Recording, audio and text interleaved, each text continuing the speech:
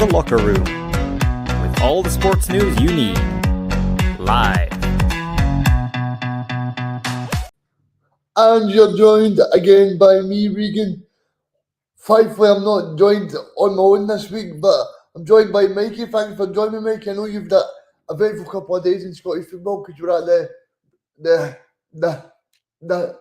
great 2-2 match last week between your team Hibs and Rangers, Mikey. Yeah, it was great. Had a very good time. Obviously at the game, it was obviously very entertaining, and yeah, very happy to be back on the show again. So yeah, brilliant. Aye, well, Rangers are always no shortage of talking points with Rangers, Mikey.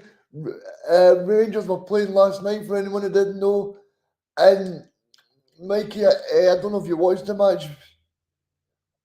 Yeah, I did. You can lead on this because I unfortunately didn't see the game because I was prior engaged. But yeah, I mean, Rangers draw 1-1 at Dens Park for anyone who doesn't know.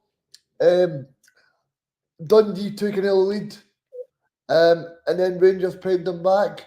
But also, Tony Dockett was claiming for a penalty in the lead up to the Rangers goal as well. So a lot of talking points, Mikey, but the big talking point in Scottish football essentially is that Rangers are 15 points now behind Celtic.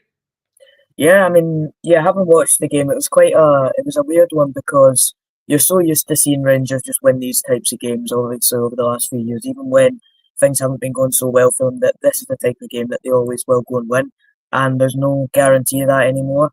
And I mean, it kind of went in spells. Dundee were better side for quite a lot of the game, but Rangers had their time as well. But overall, I think that it shows where Rangers are at the moment. And obviously, having drawn 3-3 with Hibs last week, obviously going to draw yesterday, and Dundee were very unlucky not to win the game. They had the ball in the net twice.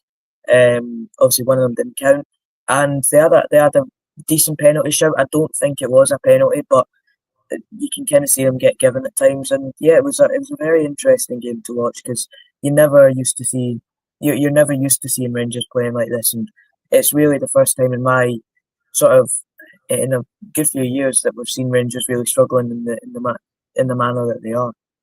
Yeah, because they've took a possible 13 points from a possible 33 away from home, Mikey. Yeah, I know, it's unbelievable, and I think it just shows the fragility away from home for Rangers, that they can get back into a game at 1-1 with 40 odd minutes left to go in the second half, and they don't really provide much of a threat to go and win the game. At the end, obviously, Diamonde hit the crossbar, and Rangers were probably the better side for a decent spell of that second half. But Dundee were always a threat, and they obviously had the ball in the net, and they were the better side in spells, Dundee as well. So I'd say it was very even. And for Rangers, that's obviously not acceptable. And obviously, going back to the Hibs game, it shows their mentality again, how they were 2-0 up, cruising after 20 minutes, and they let Hibs back into it, because that game could have ended 4 or 5-0 had Rangers stayed at the intensity that they were on in that first half against Hibs. But you never know. It's a very weird one for Rangers, because there's times where they'll play really well, and then obviously they'll drop right off. But that's in the space of a game now, rather than a run of form. It's genuinely, it changes 3 or 4 times a game for them. Obviously, that's a massive issue for them at the moment. Yeah, Mike, I'm a big watcher of Scottish football. I watch every match basically, and I think the big thing for me, Mikey, is I think it's a mentality issue for Rangers, Mikey, because for me, you don't get yourself up for the big week against Spurs and Celtic in the league, and Celtic in the Premier Sports Trophy final. You're not able to get yourself up for those matches and then just switch it off. You know, that's clearly a mentality issue within the dressing room. Yeah, it definitely is, because you're not going to get into those sort of cup finals or even Europa League. I mean, Rangers are not guaranteed Europa League football next season as it stands. And then you've got, like, obviously getting to cup finals. That doesn't happen without winning those sort of quote unquote less important games. There has to be those. You have to get through them to get to those big matches. And I mean, Rangers I wouldn't be confident in them going away to anyone in the Premiership at the moment, especially not like a strong, gritty side like a Dundee or even a Hibs obviously from last week. But it just seems as though every time they're going away from home now they're dropping points, and obviously we saw it a couple of weeks ago with the Celtic result. It just goes to show you that the team can sort of switch from so quickly and so sort of easily, and that's a massive problem, because it's not a lack of quality at times. It's more than that. It's a mentality problem, as you said, within the actual team itself, and sometimes that's actually a bigger issue than the quality element, because you can improve on a lack of quality. You can bring in new players, but if you're bringing in new players to a team that's already got a mentality issue, it's much more difficult to improve that. So I think it's a massive issue for them. Yeah, I don't know if people know, but I'm actually a fan of Chris Boyd. I know him personally, and obviously, I think as you can probably tell, Michael, he now was calling for the head of the manager last night on Sky, and to me, I don't know how long you leave it, because at the end of the day, Michael, this is like, it's only the 10th of January at the moment, and Rangers are 15 points behind. Yeah, I know it's ridiculous, but I think we've kind of seen the subtle signs of Chris Boyd wanting the manager out for quite a while. He's made no allusion to the fact that he's not happy with what's going on. But when I think is it 4 away games in a row now they've dropped points. It might even be more than that. When they're dropping points so frequently away from home, and when that gap is constantly growing, even after beating Celtic very convincingly a couple of weeks ago, there's no surprise that that's happening, because the standards at Rangers needs to be much higher than what they are at the moment, and Clermont's not doing that. And even when you go look to before the Celtic game, Mikey, you look at that Motherwell game, you've got the VAR review, which we'll get into later, and they actually said that Tony Watt should have had a third goal as well. So that could have been further points dropped. Yeah, I think the fact that Rangers came out of that feeling like it was a point gained rather than 2 points lost, I think that says enough. And that could have ended, I mean, obviously, one of them was fair enough, it was offside, but that could have been 4-1 Motherwell before Rangers scored a goal, and it just shows you that it just shows you how quickly things can change in games, and how defensively and just fragile as a general unit Rangers are at the moment. And yes, they have their injuries, but who doesn't? Everyone struggles with injuries over a season. And Rangers should be in a position where they have however much more budget than anyone else. They should have the ability to go and buy decent backup options, which, for example, a Celtic has, or Hearts did in last season. They had some decent backup options, and Rangers just don't seem to have that. They have a starting 11 that sometimes works, and then nothing really apart from that, which is a massive issue. And that's more than just a one transfer window thing. That's another separate rebuild needed on top of what they've constantly been doing over the last 2 or 3 years. Yeah, I think that's a good point you make, but also we better talk about Dundee, Mikey, because there'll be a lot of Dundee fans in the chat thinking, well, Rangers done bad, okay, but Dundee, Mikey, it's a good point for them. Yeah, it's a decent point for them, but I think they'll be disappointed that they didn't win the game, which is mental to say against a team like Rangers. But having obviously watched the game and kept up with everything, the manager came out after and said that it felt like a point gain, but also 2 points lost, and that's the kind of feeling that I get from the Dundee fans, because they obviously they scored when it was offside. Obviously they scored very early on in the game, and for probably the first half especially. The first half they were a much better side, and some spells in the second half they were a much better side as well. So I think it goes to show you that Dundee are not in a bad position at the moment, considering where they have been in recent years, where picking up a point against Rangers isn't completely positive. And that's the second time in about 9 months that they've got a point at home to Rangers. So yeah, things seem to be on the up, but it's a weird one that they're sort of disappointed with a draw against Rangers, which I haven't really seen for a long time. Yeah, I thought when I watched the highlights, the Dundee striker. Sorry, Mikey, I'm going to have to go for a minute. There's someone at my door. That's all right. I'll just talk about the game for anyone who hasn't saw it. But you were talking about Adewumi, I assume, and yeah, he's been absolutely brilliant. I think the way that he's performed in recent, I suppose, weeks. I haven't obviously watched all the Dundee games, but and by the way, I don't have any access to the chat, so if anyone's speaking, I won't be able to know. But yeah, for Adewumi, I think that from what I've seen in recent weeks and months, he's been excellent, and he's always looking a threat, which is huge. And I think this whole thing with the Burnley and Dundee partnership has really worked well for them in recent times, which is obviously a massive positive for them. But yeah, just on Rangers again, very, very disappointing, and that must be. I don't really know how Rangers fans can react to that, because we've seen it so many times, the reaction of Rangers fans being so negative. And yeah, after yesterday, it was another one where they've dropped points again. And under Clement, it's been way too common. And yeah, very disappointing from their perspective. And he's back. Sorry, Mikey. And obviously, I just wanted to go on to last weekend. Obviously, you had a game Yep. against Rangers.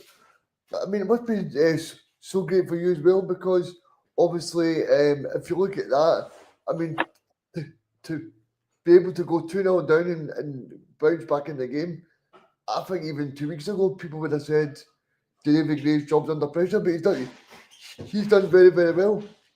Yeah, he has, and I think that it's been a sort of constant upturn in form since the Aberdeen game. That really did feel like a turning point, because when you looked at Dundee away, nobody would have been surprised to see David Gray be sacked after Dundee away when we lost 4-1 and 3-1 down at half time.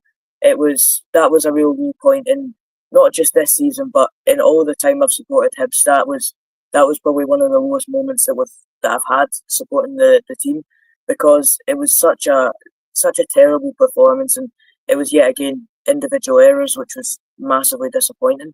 But yeah, I think that just the upturn that David Gray's had has been absolutely excellent, and I'm very, very happy to see it. And yeah, it'll be excellent. But yeah, I think that the whole thing with David Gray is very important, because the constant issue with Hibs is bringing in new managers, and the fact that we've stuck with a manager past what we maybe expected from the Dundee result, you wouldn't have been surprised to see him get sacked. So the fact that we've stuck with him and moved forward with him is massively important, because that's what we've come under a lot of stick for recently, and I'm very happy to see it. I just want to go back to the match in terms of, like, when you go 3-2 down as well. I think it shows great maturity in the group as well, because like, I don't know if you agree, but it's probably after the Aberdeen game where they drew 3-3 as well, where that really started to show signs that they can be a proper team there. Yeah, that was the main one, because it was yet again another time when we played well, we'd sort of fought all the way to the end and then concede a last minute goal. And how many times have Hibs done that this season? I can count it probably maybe 7 or 8 times this season where that's happened. And yeah, to go and get a leveler in that game was not only a massive boost for the fans, but also it was huge, because it was the first time that we've conceded late in a game and not actually dropped points. Or obviously we dropped 2 points, but we didn't actually drop points off the back of that. So it was massively important. And then we put a decent run together.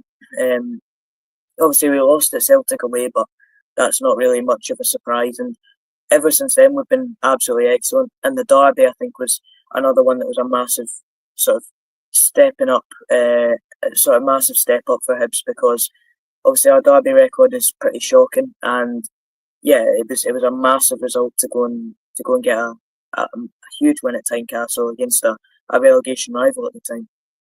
See, in terms of Rangers, do you think this will be the time they'll try and sack the manager and bring someone else in, or do you think they'll try and get him back in January? Well, it depends, because I don't know if they have the backing to. I don't know if they have the money to back him in January, because obviously we've heard all the sort of Rangers money issues of recent, and yeah, just the way that things have gone under Clement in recent times. I think that there's been so many games where he's dropped points like in basically the exact same manner, and they've stuck by him. So how many opportunities is he going to get to drop points? I'm not sure, but it certainly feels like after this game, the hostility's kind of ramped up again, because once the Celtic game was over, they obviously dropped points straight after that, and the fans were disappointed, but they weren't exactly going. They went fully against Clermont after what they'd seen against Celtic, but after yesterday, it looks like the overall consensus is a lot more hostile than it was, than it has been in recent times. I've seen a lot of Rangers fans moaning last night because Proper was the captain of the club. Were you surprised that he was named the new captain for the night? Well, it's a weird one for Rangers because it feels like that captain isn't really. It just feels like it's kind of a mandatory thing from the SPFL. It doesn't feel like they have any real leaders out on that pitch. I don't think there was any games where they really had anyone to kind of, I guess, look up to. I mean, obviously Egerman's played very well, but he's 20 years of age. He's not captain material yet. I think they're so reliant on Tavernier, and I think they're really struggling now that they don't have him. And I think that obviously there are other options that could go captain, but obviously they're out as well. You look at the likes of Dujon Sterling, he's probably one that you could say could be a captain. But at the moment, it doesn't really look like there's anyone that can lead that team. And I think it was just basically given out to Proper because they had to have a captain out on the park. And I think that now that Tavernier, they've seen the negative impact of not having Tavernier there, I think that there needs to be a bit more respect on Tavernier because we've said it all season that he's way too overhated by a section of the Rangers support, and I think that's really shown recently. Obviously, I didn't watch the game last night, but I heard that a young man for AC Milan played at centre back. How did he play, Mikey? He was quite good, I'd say. I think for a debut performance, he was good. But then again, you're going to have a lot of the ball against Dundee. You're not going to have to do a massive amount of defending, and to still technically concede 2 goals is, well, obviously it didn't concede 2, but the ball was in the net twice, if you know what I mean. It was not the best debut of all time, but he was solid, and I think that Rangers are so short on options that they're gonna need someone to kind of, they're gonna need the sort of fringe players to step up when really needed, because at the moment it really is just a shoestring back four they're putting together, and it's not exactly much. There's not much quality in there compared to how the first team would be, and yeah, they just need anyone to really perform for them at the moment.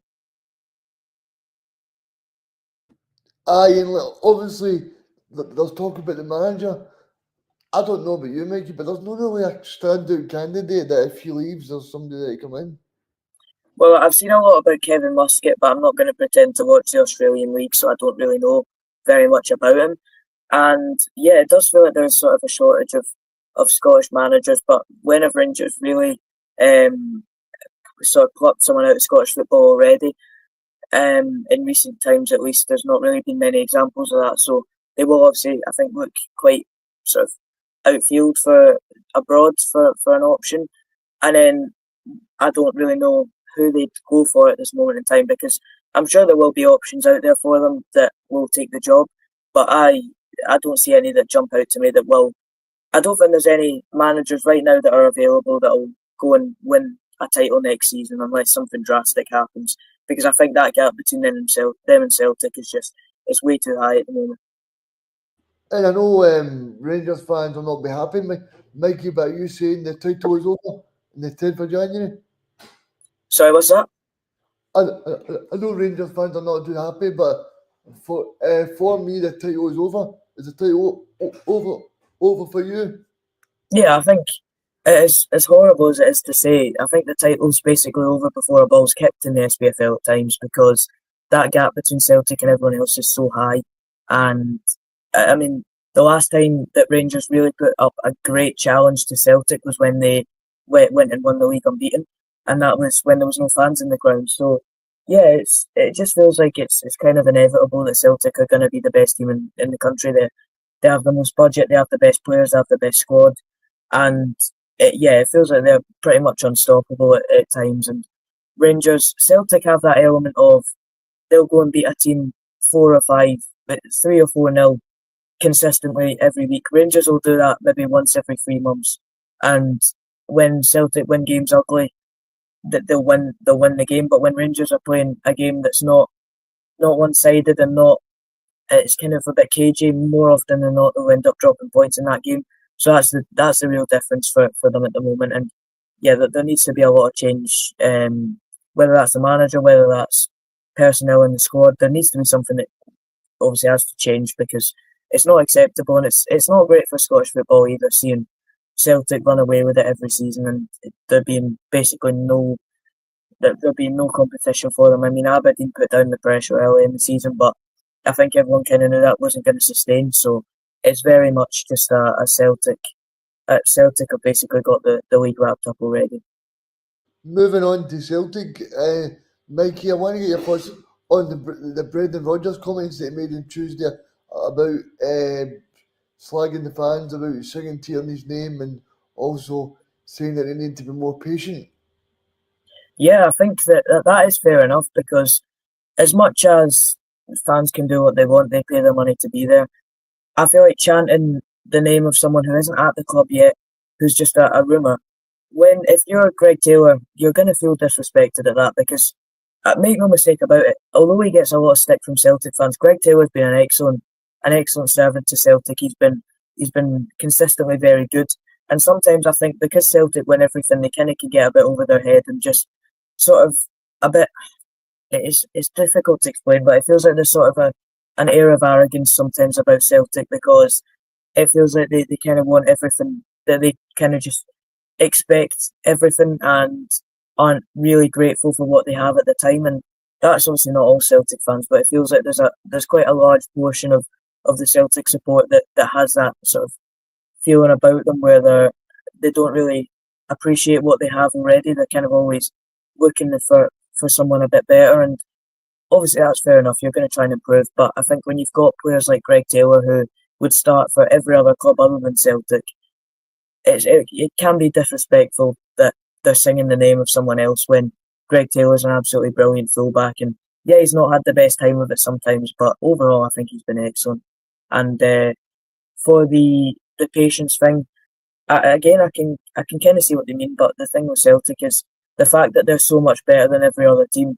They should be expecting to go and beat these teams by a good few goals. But Celtic are going to win the game more often than not, and the fans do need to have that sort of patience about them because you don't need to go and win every game 4 or 5-0. It's not normal to do that. So they need to stick with the team, and I think the teams should have gained their trust by now with the way that they've been playing. I'd be interested to see your opinions on that as well, as you're a Celtic fan. My opinions on the Tierney thing, I think it was only sang because it was sang in the 90th minute. In terms of the patience thing, I just think it's interesting because, Mikey, Celtic are not going to dominate every game.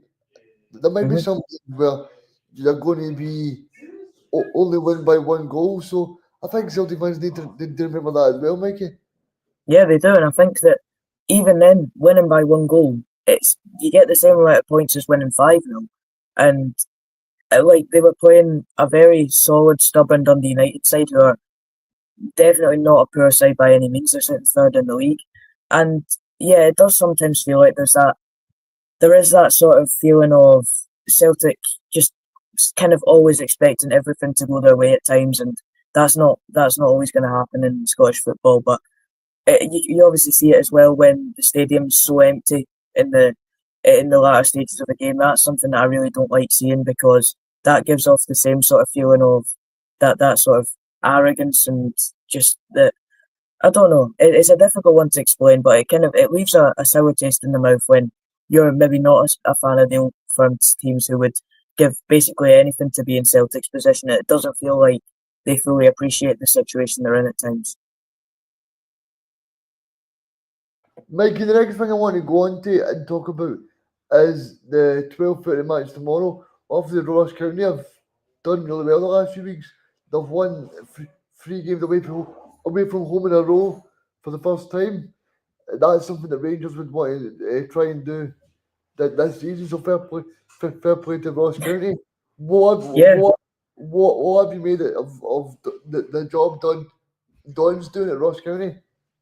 I think they've been excellent, and Actually, the fourth game was away to Hibs, the one that they didn't win.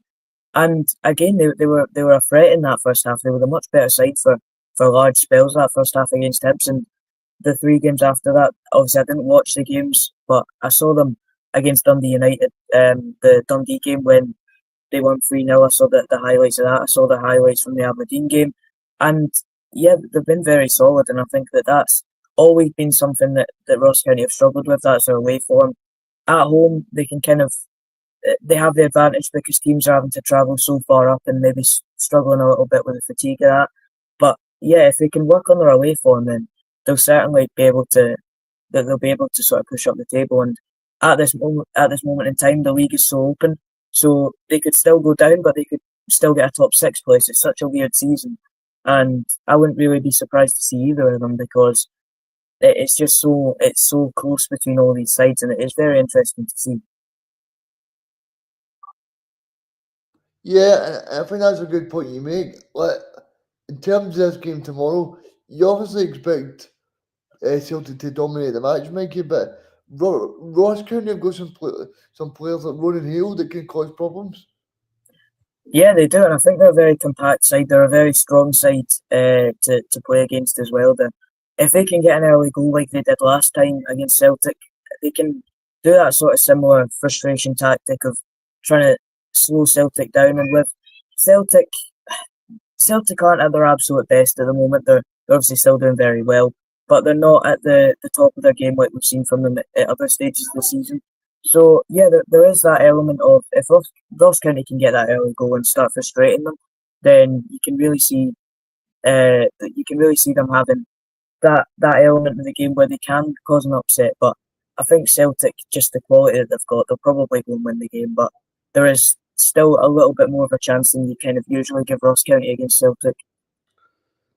I don't know if you've seen Brendan Rodgers' press conference today, but he did say he's looking to get more attacking players in because James Forrest is going to be out for a while. Lewis Palmer's out tomorrow. Also, Maeda and Kuhn are going to be out as well. Yeah, I mean, it's not a great thing to hear as a fan of another club hearing that Celtic are looking for more attacking options because if you look at some of the options they have already, it's unreal. And obviously, I know that a few of them are injured, so that is understandable. But yeah, I think that Celtic they are very very strong in almost all areas of the park. But I think that outside of the sort of the attacking starters, that they could probably improve a little bit because we saw in the summer Celtic kind of were trying to work on that with the centre mid department.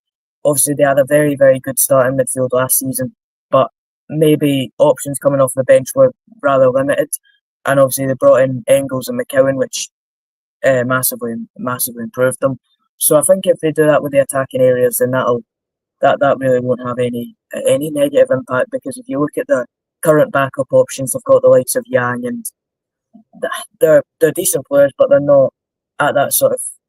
They're never going to be at the level of a Nicholas Kuhn or a Daizen Maeda. So yeah, I think bringing another attacking option or two in would be very beneficial for them. Do you think Tierney will be a Celtic player, Mikey? Not in January, but in the summer I could see it because it's the perfect place for him to get his career back on track. It's still playing European football. It's a place where the fans love him. It's a place where he doesn't need to prove himself. And yeah, I think that it'd be the real sort of fairy tale story. But I don't think that, as much as it might be sort of disrespectful to say, but I don't think that Kieran Tierney would have wanted to be back at Celtic by 28. I think that him being in his prime, at the prime of his career at this time, he'll obviously have been aiming to be playing at a higher level than Scotland. But if it's a perfect place for him to kind of get his career back on track, if it's more of like a year or two of Kieran Tierney, then that'd be massive for Celtic. And obviously in the full back area, yeah, they've got Greg Taylor and Alex Valle as well. But I have heard that Greg Taylor's apparently leaving. So yeah, I think that it'd be a decent signing for all parties involved. Yeah, and like see Greg Taylor, there's been talk about Dinamo Zagreb. Yeah. Do you think that could be a good move for him? I'm not going to lie, I don't know much about Dinamo Zagreb. Obviously, I know who they are, and I've seen the odd game of them in the Champions League and whatever, but I don't watch them week in, week out, so I don't know if he'd fit into that system. But I assume that he's a very good player, Greg Taylor, and I think that it kind of can go under the radar because he's not a flash, exciting player like the likes of Dyson Maeda and Nicholas Kuhn and players like that who kind of are so easy on the eye to watch. Greg Taylor's not that type of player, but just look at the League Cup final. He sparked that comeback when Rangers looked the better side coming up to his goal. He's had so many great moments in a Celtic shirt, and I think that for him to be leaving, I think that he won't get the recognition he deserves, but I think that he does deserve a lot of credit for what he's done at Celtic. And I assume that if he does end up going to Dinamo Zagreb or whoever he goes to, I think that I think there should be a real appreciation for what he's done for the club in recent years. Definitely. I now want to move on to Aberdeen because they play Hearts. That'll be the first game we'll talk about, Mikey. They play Hearts on Sunday. And it was only a few months ago, Mikey, that me and you were in the locker room, we're talking about like, Aberdeen were playing Hearts and it was going to be a shoo-in who was going to win because Hearts won, they played well and Aberdeen were flying. But I think now you would probably back Hearts to beat Aberdeen. Yeah, I think so, but I think that the run that Aberdeen are on at the moment is down to the momentum of them in the earlier stage of the season would get them through the games like the Ross County game at home where, I mean, how many times did we see it in the first sort of quarter of the season where Aberdeen did not play very well at all and they ended up getting the result over the line just based on the confidence sort of in the side. And it feels like when Aberdeen score, it doesn't look like they're going to go on and win the game. If they're 1-0 down and get level, it doesn't look like they're going to go on and win the game. And I think that 6-0 loss to Celtic in the League Cup really did that for them. I think that's what really derailed their season because there was so much hype going into it. There was so much excitement of it's the two best teams in the country at that moment in time playing against each other, and Aberdeen were just miles off it. And ever since then, that sort of just continued. And yeah, they've had good performances, but it's almost the sort of flip of the first quarter where they'll play well and not pick up points, as opposed to them not play well and pick up the points. See, that's a good point you make. So, look, you spoke about the Aberdeen Celtic game there. Now, I was at that game expecting it to be a tough game, Mike, you're right. So, like, do you think it's a mentality issue again there? Or do you think maybe the players have got into the hype, the manager's got into the hype? Because it's now 10 games if we went without winning a match. Yeah, but I think it's one of those where it's when you're sort of bottom, it's a similar feeling to when you're bottom of the league. It feels like nothing goes in your favour. It feels like everything's always kind of conspiring against you, red cards, disallowed goals. And it just has that same feeling with Aberdeen at the moment. They're getting constant sort of red cards with the likes of Rubizic, who has really disappointed lately. And it just seems like that there's a real stubbornness by the manager, Jimmy Tillene, because at the start of the season that was absolutely fine. You're winning games, there's no point in changing your team. But when you're 9-10 games without winning, you're constantly trying to play that same style of football that's been sort of found out by many teams. It's that constant stubbornness not to change that has really gone against them. And that's what a lot of the frustration from the Aberdeen fans is, because, like, fair enough, Aberdeen were never expecting to go on and win the league and do all this amazing stuff that was kind of anticipated after the start of the season they had. But for them to fall off in the manner they have, I don't think anyone saw it coming. But I think that it's just, with Jimmy Tillene, I think that his stubbornness to not change when things aren't working has really worked against him this season. Yeah, and obviously it's a hard one for him because he was the flavour of the month at the start of the season. Yeah, he was. He was brilliant because, as I said before, like, things seem to be going in their favour. Things seem to be going their way, and now it feels like the flip of that, where things are almost going sort of against them in a sense, where it feels like every week they're suffering from an own goal or a red card or a penalty given against them, something like that. And yeah, when does the slide stop? I'm not sure, but I think that it's a very interesting one to see, because the Aberdeen team were the worst they could have done was third, and now they're sat fourth and could slip further down the table, which is a real surprise. But yeah, it's a very weird one, because I mean, I think we all knew that things weren't going to stay at the same level that they were, but I think for them to drop off in the manner they have is a real surprise. Yeah, I'll be intrigued to watch that game on Sunday, Mikey. See what type of Aberdeen performance we're going to get. Yeah, I think it'll be. The thing is now, though, that there's more pressure on them because they need to go and get that win. And the more the pressure builds up of not winning games, the worse it seems to get. So, yeah, it'll be very interesting against the Hearts team who they've hit a bit of form recently. They're still far from the finished article. I think that in a lot of their games recently, they've been pretty poor and came out the right end of the result, which is obviously a very big positive for them. But I think that Dundee United game away from home was a massive step in the right direction for Hearts because they'll now think that Dundee United are a better side than Aberdeen at the moment, so they can go up to Aberdeen and get all 3 points. And yeah, I mean, we've seen Hibs do it recently, we've seen Ross County do it. Teams in that end of the table are not struggling to get points at Aberdeen, so yeah, it'll be interesting to see. But I wouldn't put it past Hearts winning the game. Yeah, obviously, Mikey, I forgot to get your prediction for Ross County against Celtic. I'll go 1-0 Celtic. I don't think it'll be a great game. I'll go 3-1 to Celtic. I actually think Ross County might score first like they did in the first game, and then Celtic will just grow into the game.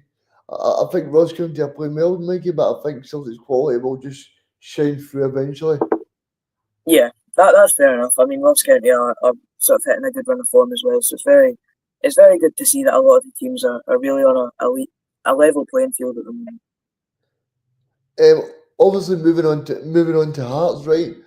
Like, if you look at that game last week, I would have put all my money on Dundee United, but fair play to Hearts, and I think one of the great things for them the last few weeks has been James Wilson, the striker. Yeah, he's been very good. He was the one who obviously scored the 2 goals up in Dingwall when they won 2-0. Well, they nearly won 2-0 against Ross County and ended up throwing it away in the end. But yeah, he's been very good. He still lacks that physicality element. Obviously, he's very young, so there's bits missing out of his game. But I think when Hearts are sort of in the position they're in, for them to kind of take a punt on a young striker who there's a lot of pressure on him. Let's not kid ourselves on that. They're sat second bottom of the league and under real pressure of going down, considering the teams are improving above them. And for him to kind of step up in big moments is a huge one. Obviously, he scored in Derby as well. So yeah, massive one. But another one for me is James Penrice. What a player he's been for them. And I saw it coming because I saw him at Livingston for times last season, and he was brilliant then. And he's been their best player this season, I think. And for Hearts, it was almost sort of a matter of time before they started picking up again, and it feels like they're kind of in that zone now. But I'm still not completely sold on Neil Critchley. I don't think he's at the level that Hearts need. But yeah, I mean, as long as he starts kind of continuing on the good run of form that they're on, we're all talking about how well Hibs have done recently. Hearts have had one less point than Hibs in the last 5 games, so it's very even. And yeah, for Hearts, Ross County, teams like that, it's interesting to see because a big side or a really unexpected side could end up dropping into that relegation zone like a St Mirren or a Kilmarnock, someone like that. So it's very interesting to see, and I think that Hearts, I wouldn't put it past them going and winning this game quite comfortably on Sunday. I can't hear you, by the way. And obviously, Mike, obviously, Shankland, he is he's not been doing well over the past few months, Mikey. That's for everybody to see. But hopefully soon he can get back to his best. Well, I hope not. But I mean, it's probably a matter of time before he does improve again because he's a very good striker. He's at that level where he's very solid. But I think that I can see him leaving in January. I think it'd be a poor decision for Hearts to let him go for nothing in the summer. But then I feel again that there's that sort of pride issue with Hearts that they had the offers on the table there for multiple million, and for them to sell him for 500,000 in January, would that be a real kick in the teeth for the sort of sporting element of Hearts? I think it would be, but I think that they just need to kind of try and just make any money they can out of him in January because he's not making really he's not making any huge inroads in the Hearts team. He's not really a threat. He's injured at the moment, and I think that him being there for the second half of the season would just be kind of a waste of time, because yeah, you might get a few goals out of him, but get a bit of money and reinvest in a younger striker who you can kind of develop for the future, and let Shankland move on. He's been excellent over the last 3 years for Hearts. His first 2 years at Hearts, and for it to drag on and for him to have a really poor last season and leave on a free would be it sort of dampen the position that he had himself in at sort of end of last season. But I think that the Euros is no small part as to why his confidence has dropped off. I think that for him to perform in the way he did last season, for him to be sort of dropped to the bench for the Euros, I think must have had a massive impact on his confidence, because he's not been the same player since. Yeah, Mikey, obviously we've got 20 minutes left of the first hour. In the second hour, Mikey, I'm going to ask you, obviously it's the January transfer window now, so I want to ask you in the second hour, Mikey, in terms of who you think will be the busiest club in January. Will it be Aberdeen? Will it be Hibs? Will it be St Johnstone trying to get reinforcements in to stay off the bottom? Or will David Gray try and bring in a new number one? Or will he stick with what he's got after a few impressive matches? So that's for the second hour, Mike. You can think about that. But in terms of this match, Mikey, I mean, it just shows you how quickly football can change, because Aberdeen were in such a high, and this week, actually, Aberdeen have brought in two players, and I think one of them, Jimmy Talene knows, was a guy they brought in from Sheffield Wednesday, I think it was. Yeah, I'm not entirely sure where they came from, but I do know what you mean. I think it's I can't remember, but I know who you're talking about, the fullback. Yeah, well, I think it's also good that Aberdeen are backing the manager, but Mikey, I think it's interesting as well, because if you think about it, even like 4 weeks ago, Mikey, Aberdeen were 12 points ahead of Dundee United. Mm-hmm. Yeah, that's it. I mean, it just goes to show you that you kind of can look at the table and say there's a 10-point gap, a 12-point gap, and within 2-3 weeks of, obviously during the festive period it's much more, because you're playing 2 games a week, so it can just feel like everything moves very quickly with the table, and it kind of becomes a huge sort of a jumble during that time, and you can kind of lose track of where teams are and how the points are sort of stacking up.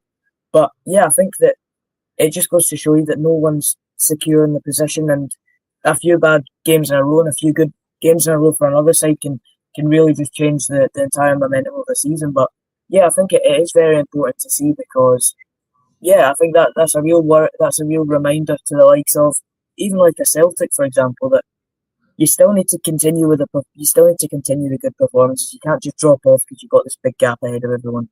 And yeah, I think it adds an incentive for the other clubs now. And obviously, like Aberdeen, right? Obviously, Aberdeen fans maybe 4 weeks ago were thinking they were going to challenge second, but now they're level in points with Dundee United. So the whole perspective for them is really changed, Mikey. Yeah, it has. I mean, you'd still think that their aim is finishing third. I think that second is, even then, I don't know if second's gone, because if you look at the way the Rangers are playing at the moment, that's not guaranteed. But I think that if you look at it from a perspective of Aberdeen, they're probably going to look to get third, which was the aim coming into the season.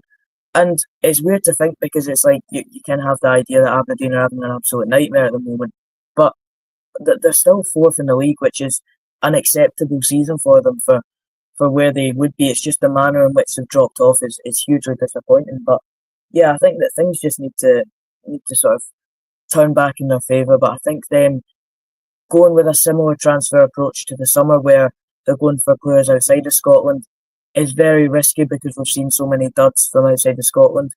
But at the same time, it's good. It's refreshing seeing some new names coming into the Scottish game, and we'll see how they perform. But yeah, I think it's very interesting to see where Aberdeen go from here. Have you got a prediction for this match? Mikey? Well, because it's Hearts, I'm gonna go with a draw. But if it was a neutral perspective, I'd probably go 2-1 Hearts. But I genuinely do feel like it'll probably be a draw. I'd go 1-1. I'm going to say that Aberdeen turn their fortunes around. Home game, it'll be a Celtic again. That the fans are still. What I like about this Aberdeen squad at the moment, I think the fans are still you're getting fairly behind it, you know. Yeah, But I did hear the odd murmuring because I think it was Paul Donovan who regularly puts in the chat, Mikey, and he said last week that a few Aberdeen fans on Twitter or X uh, were saying about Jeremy Tilleen's position. I personally feel like sometimes social media can be too reactionary. That's why I'm no really big on like stuff like social media because I think sometimes you need to remember, right? Okay, Aberdeen have fell away in terms of really challenging Celtic, but who actually thought in the wildest dreams that Aberdeen would challenge Celtic? It, it, it was great while it lasted. I enjoyed it when Aberdeen played it at Celtic Park. It was 2-2 and that pass between McGrath and people need to remember that Aberdeen through their first 14 games they won 13 and drawn one against Celtic. yeah. I think though there's very short memories in football because for the fans that go to all the games, they're pumping in so much money into their club where they're going home and away to support the side, and to not win in 10 games, that's a massive amount of. I mean, obviously, you can look at it from the sporting perspective, and things are obviously they're not a nightmare for them. Yes, things are going quite poorly at the moment, well, very poorly. They're on relegation form, but things aren't going well for them at the moment. But if you look at it from a fan's perspective that goes home and away every week, they're putting so much money into their club, and the performances have not matched what they'd expect. And I don't know I don't think it's just the results that are the problem. I think it's the manner of the performances that have came in lately from Aberdeen that have been a real concern. But I mean, I wouldn't personally go anywhere near sacking Tilleen because I think that what he's done in the short amount of time is absolutely brilliant. Now, whether it gets to April and May and they're still really struggling and picking up the odd point here and there, but really not in a competitive position, then maybe you start looking at, was it just a purple patch at the start of the season and maybe things aren't as good as they appeared? But at this moment in time, I wouldn't be putting any emphasis on that. I know people talk about Celtic as the genuine ones to win the Scottish Cup, but do you see there being potential of an Aberdeen or even a Hibs or a Hearts, the Dundee United trying to possibly get to Hampden? I think that the way that the season's panned out, if I'm obviously from a Hibs perspective, and I'm sure it'd be the same from Hearts and a Ross County perspective, even going into the Scottish Cup in good form is a really, really good position to be in. Because if you are hitting a slump in the middle of the season, which a lot of teams do, I mean, just look at Aberdeen a few years ago, the defeat to Darvel. That's when the really poor results can come into effect. Like, for example, Aberdeen are, I think it's away to Elgin. Like, obviously, you'd expect them to win that game, but there's obviously going to be that sort of feeling in the back of their mind that they haven't won in however many games. They're really struggling. If they go to Elgin in that run of form, there's always the slight possibility that the Elgin can go and get something against them. And then if you're taking it from a Hibs or a Hearts perspective, Hearts are away at Brecon, which very winnable tie, what you kind of expect them to go and win. But like if they were sat there in the form that they were in maybe last month when they were drawn to the likes of Petro Cup, you could genuinely sit there and say that Brecon have a chance, and it really depends. You can really sort of, your season can really be defined by this middle part of this sort of middle stage where you're playing all the time and all these new competitions. But also we know that Aberdeen and Hearts are also capable of a giant killing because remember Brora Rangers and remember Darvo as well last season. So there's all these things. Yeah, and I think that can also add an element of.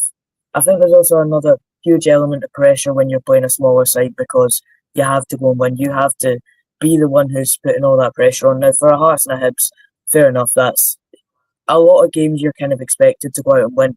But see if you're a St Johnstone or a Ross County, where in the Premiership you're not really expected to go out and set the tempo. If St Johnstone are playing a team like, for example, an East Fife or a Bonnyrigg, they then have to go and set the tempo of that game, and that's when you often do see the sort of giant killings in the cup, because the roles are sort of reversed so quickly, and it can really sort of impact how games go. Yeah, Mikey, I'm going to go 2-1 to Aberdeen. Fair enough, that'd be great. I just, I just, I just think they'll get back to winning ways, and I feel like in terms of Hearts, okay, they've done well past few weeks, but also you need to remember that there's still a lot of players in there that are not got a lot of confidence. But I do like some of the January business they're doing. Jamie McCarter from Rotherham, he played with St Johnstone. He won the Scottish Cup and the League Cup with St Johnstone in 2020 during COVID lockdowns. So that's a very shrewd bit of business, Mikey. Yeah, it is. And I mean, Rotherham this season in England are really struggling in League One. I think they're sat maybe 17th, 18th. So I think it's a decent move for McCart, the player and the club. And for Hearts, they're really struggling defensively at the moment with the constant injuries. Now, the main concern for me, if I'm sat there from a Hearts perspective, is what then happens in April or May time when Frankie Kent's back, Stephen Kingsley's hopefully back. You've then got 4 or 5 first team centre backs who will be wanting to play, and you're not going to be able to do all that. So they're probably going to have to offload probably a Kai Rolls or a Craig Halkett in the summer, which I assume they'll probably be doing anyway. So we'll have to see how it goes. But yeah, it'll be very interesting. Yeah, the next match we're going to move on to is the game tomorrow, and that's Motherwell go to Easter Road to play the Highbees. Yep. What do you think about this game? Because I don't think it's the match of the weekend. You know, Motherwell playing well at the moment. Very good point against Kilmarnock on Wednesday night, and then they played well against Rangers, and they also played well against Aberdeen as well, Mikey. Yeah, it's a very interesting game, because from being a Hibs fan all my life and being in this situation, not many times, but being in this situation before, this is the exact type of game where Hibs will go and lose 2-1, and it'll sort of, all the good momentum that's been building up kind of drops in 90 minutes. But there's something about this team where, if you look at Kilmarnock at home, that's another example of a game where that's a real banana skin, where you're sort of, there's that expectation that you should go out and win it, but are you guaranteed to go and beat Kilmarnock at home? No. Ross County at home, which was a game that we were really expected to win. We were quite poor in that first half. So there's been games where we've had that feeling of, the good run of form seems to be sort of falling flat on its face, even the first 20 minutes against Rangers. But there is something with this Hibs team that feels different to the other times. And yeah, if we can go and beat Motherwell at home, especially convincingly, then I'll be very, very excited. Are you glad that the club stood by David Gray? Because I know there was a lot of clamour on radio shows like this, TV programmes, Mikey, news bulletins. There was a lot of clamouring for him to go. But fair play to the club, and fair play to Malcolm Mackay for sticking by him. Yeah, I'm absolutely buzzing that we kept by him, because obviously from the Hibs perspective, he's a legend at the club. The fans, even when we were in a really poor position, the fans were really trying to get behind him, and we could see that it wasn't his fault for a lot of the issues that were going on. We were setting up well, we were performing well for a lot of the game, and it was individual errors that would constantly sort of cost us. And we saw that with Rangers, that those individual errors still sort of creep in at times. So we were really trying to stick behind the manager, but at a time, it does get to a stage where you do need to sort of bite the bullet and make a really difficult decision. And I'm very happy that we've been proved right for not doing that, because there's been way too often in recent times where a manager will go on a bit of a bad run of form and be sacked. Just look at Stephen Naismith, Barry Robson at Aberdeen, and it can obviously work for you, but it also, there's no guarantee that had Hibs brought in a new manager, things would have got better. So I think sticking by David Gray and really believing in what he can bring. I think that's a massively important one. I mean, just look at Stephen Naismith at Hearts. They was looking at sort of championship jobs in the summer.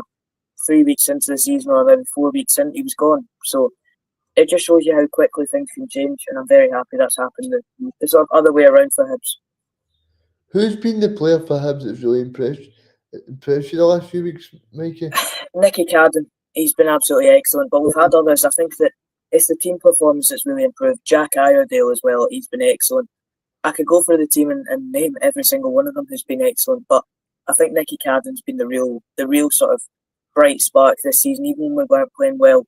I think he wasn't playing at the start of the season. I believe he was injured. He came in around about sort of October, November time, and ever since then, he's even in the really poor performances against the likes of Dundee, St Mirren, he scored 2 goals. One of them was chopped off, and we lost 2-1. He's been the real bright spark this season for a lot of it, and he's really, really improved recently. Yeah, Mikey, and I think in terms of Hibs, I think people are just glad that they're doing what they're supposed to now. Because I remember the start of the season, there was a kind of fallout at the club with Marvin Bartley and Eli Johan and stuff like that, and all of the fans were kind of going, "Where are we going here?" Everybody was in limbo with kind of, is David Gray going? Is David Gray staying? Then the club make a statement. So I mean, you'll be glad certainly that things have just settled down now. Yeah, I'm very happy to see that, and I think that the whole Eli Johan and Marvin Bartley thing, it was inevitable with the mess that was going on in the Park Webs, and I was very annoyed with Eli Johan, but I think that he's reacted to that very well now. He's out at the moment. We don't know whether that's an injury. We've heard it's an injury, but we've heard it so many times with other clubs that it's a mysterious injury and then they end up leaving midway through the window. So we don't really know, but I think if Eli Johan's played his last game for Hibs, I think that the last few games he put in for the club, if he has gone, I think the last few games that he's played for us has been absolutely excellent, and I think that with all the negativity that was surrounding him and the club as a whole, I think the way that we've kind of turned that around in such a quick time frame is massively important, and I'm very, very happy to see it. Yeah, and I think like what you said there in terms of Hibs, I think also, I mean, that goal in the Edinburgh Derby, Dwight Gale's been really good for the last few weeks as well. Yeah, he has been. I think that I did have my questions about him in the earlier stages, because he did look very uninterested at times in the early stages of the season. I mean, just look at the first derby at Easter Road when, funnily enough, we probably should have won that game again, where we were the much better side against Hearts, but a mix of poor finishing, poor defending, and the old sort of Hibs in it thing. We didn't win in the end, and yeah, that was one of the games where Dwight Gale looked really, really poor, where he had 2 or 3 really good chances to go on and score and go on and win the game. But yeah, ever since that sort of Dundee game, again, he's looked rejuvenised, he's looked good. But even then, he should have scored against Rangers on Sunday when the ball was put into him in the box. He had a wide open header and he heads it straight at Liam Kelly. So he's not been perfect, but he's been much improved, and I think that just goes for everyone in the Hibs team at the moment. Mike, you going on to the game tomorrow? Yeah, I am. That'll be good, mate, because I think I'm going to say Hibs are going to win this one. I'm going to say 2-0. 2-0 to Hibs. I think it'll be a high scoring game. I'll go 3-2 Hibs. Obviously, just talking now about Motherwell, because I spoke at length about Hibs, but in terms of Motherwell, I think they've been actually doing pretty well the last few weeks, Mikey. Well, it is funny because if you look at it on paper, they've actually been quite poor. They've picked up 5 points in 5 games. They're sat third bottom of the form table. So if you look at it in that sense, they're not doing amazing. But I think it's just a classic Motherwell season where they're sort of there or thereabouts in the top 6 battle. They're just inside or just outside the top 6. And yeah, I mean, any season for Motherwell, it must be so frustrating being a Motherwell fan at times, because you have the odd season where you do very well and get into Europe, but they haven't gone down in 30 odd years, coming up 40 years. They never really fight up at the top. They're sort of always in that middle area of the season, and sometimes that must just get so boring. But sometimes this season they've put in really good performances. They've put in obviously very good performances against Rangers, and yeah, I mean they went and beat Hibs at Easter Road last time, so there's no guarantee that the Hibs win this, and I think the Motherwell are going to be a very frustrating side to play for the second half of the season. Yeah, I think that's a good point you make. In terms of Motherwell, who's impressed you for them, Mikey? Obviously Lennon Miller's the obvious one because he's the main guy, but I think the likes of actually one player that has sort of impressed me that I really didn't expect him to was Tom Sparrow, I believe his first name is. I know it's Sparrow. He came in from Stoke City, or he came down from a club in England in the summer, and he looked at Hamilton. He was really poor, from what I've heard from one of my someone that supports Hamilton that I speak to. And yeah, he was very poor at Hamilton. He's came up here and he's done well for Motherwell. But another one who's really impressed me was Mathwanise, the striker. He's been excellent. Yeah, he's been really good. Is it TJ they're calling him? Yeah, TJ. Yeah, that's what they're calling him. But yeah, him. He's been excellent, I think. Yeah, he's been really good. I mean, he scored a great goal against Rangers as well. Yeah. I think it was him as well that scored against Aberdeen as well, wasn't it?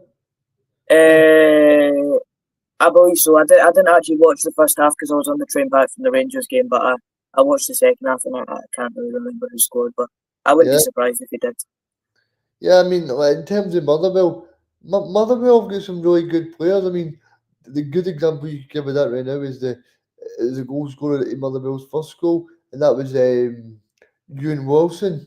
He was down at the juniors only 2 years ago playing at Beef Juniors because the transfer window had closed, so Motherwell tried to get him game time. So it just shows you that the junior system is still working because he's a very good player.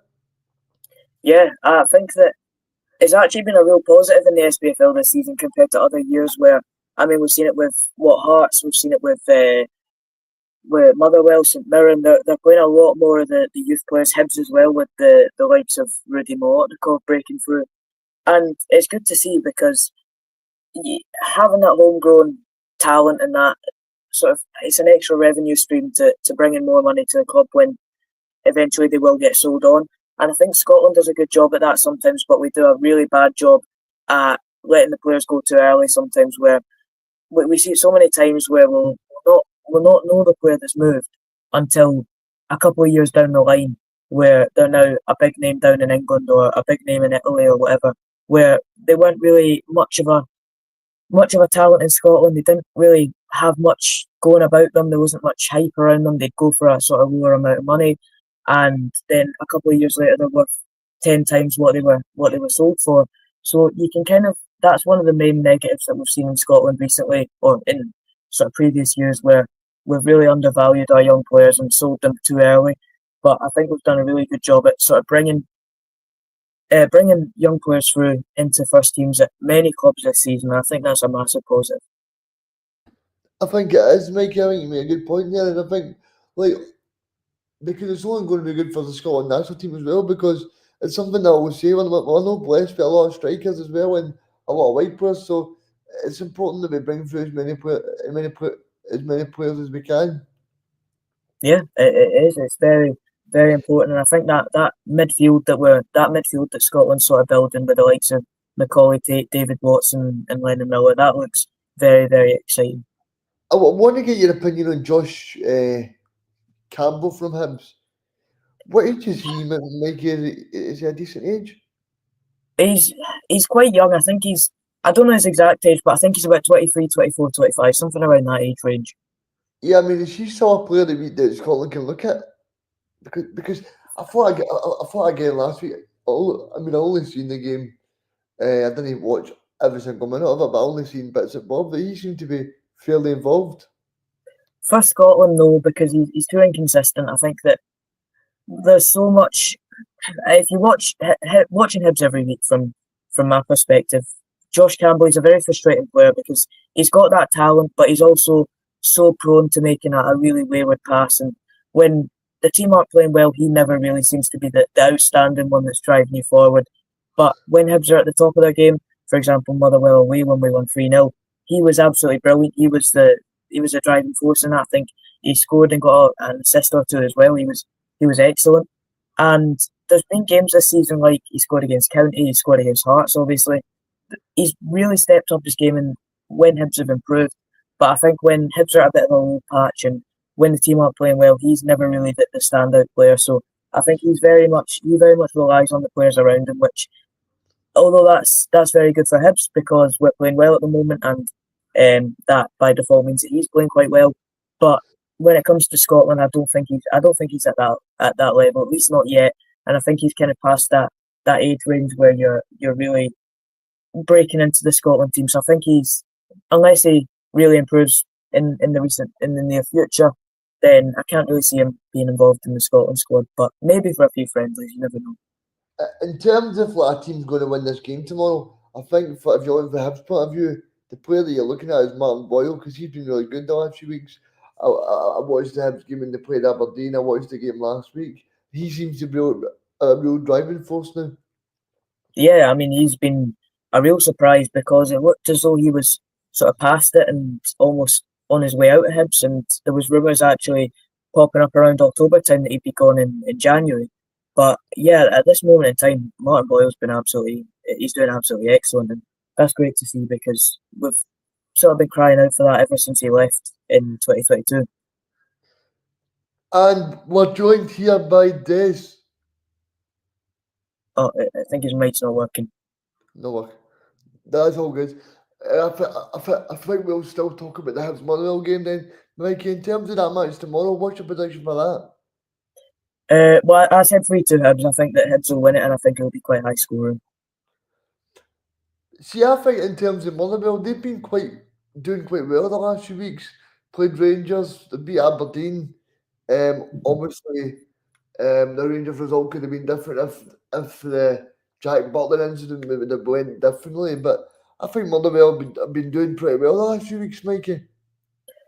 Yes and no, because obviously I mentioned that they're not doing that well in the form table, but they have had some difficult games, and they should have beat Rangers. I think they were the better side against Rangers for a lot of that game, so they'll be disappointed that they've dropped some points. But as I said before, it's a very typical Motherwell season where they're not really in much threat of going down, but they're not really threatening going up into the European places either. In terms of this match tomorrow, where do you see it being won and lost? Do you just see Hibs having that more firepower in terms of Boyle and Gale, or do you see Motherwell really? I think it'll be one. I think it'll be one in the midfield battle because when Hibs lose the midfield battle, we usually lose the game. I can't really think of a time where the midfield's been poor and we've actually won the game. I think that the only time that we've really had a bit of a drop off in recent weeks was St Johnstone away, and the midfield in that was quite poor. And then for the first 20 minutes against Rangers, we were absolutely overrunning the midfield. So I think that's how we'll win or lose this game tomorrow. And we're joined again by Des. Des, it's great to have you on again, mate. How you doing? Not too bad, guys. How are you? Aye, doing good. Did you have a good New Year? Happy New Year. Happy New Year to you all and to all your listeners. Yeah, it was good. Not terribly much you can do when you've got two young kids who've got very, very active social lives. So yeah, it was good. Stayed up for a couple of hours, watched it all. Best part was it was 2 weeks off work, and being able to take in as much football as possible. That was probably the best bit.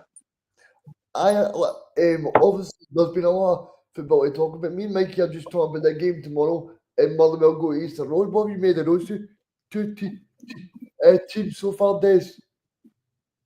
I think the turnaround in Hibernian and Hibs in the last couple of weeks has been absolutely brilliant. Really, really good to see.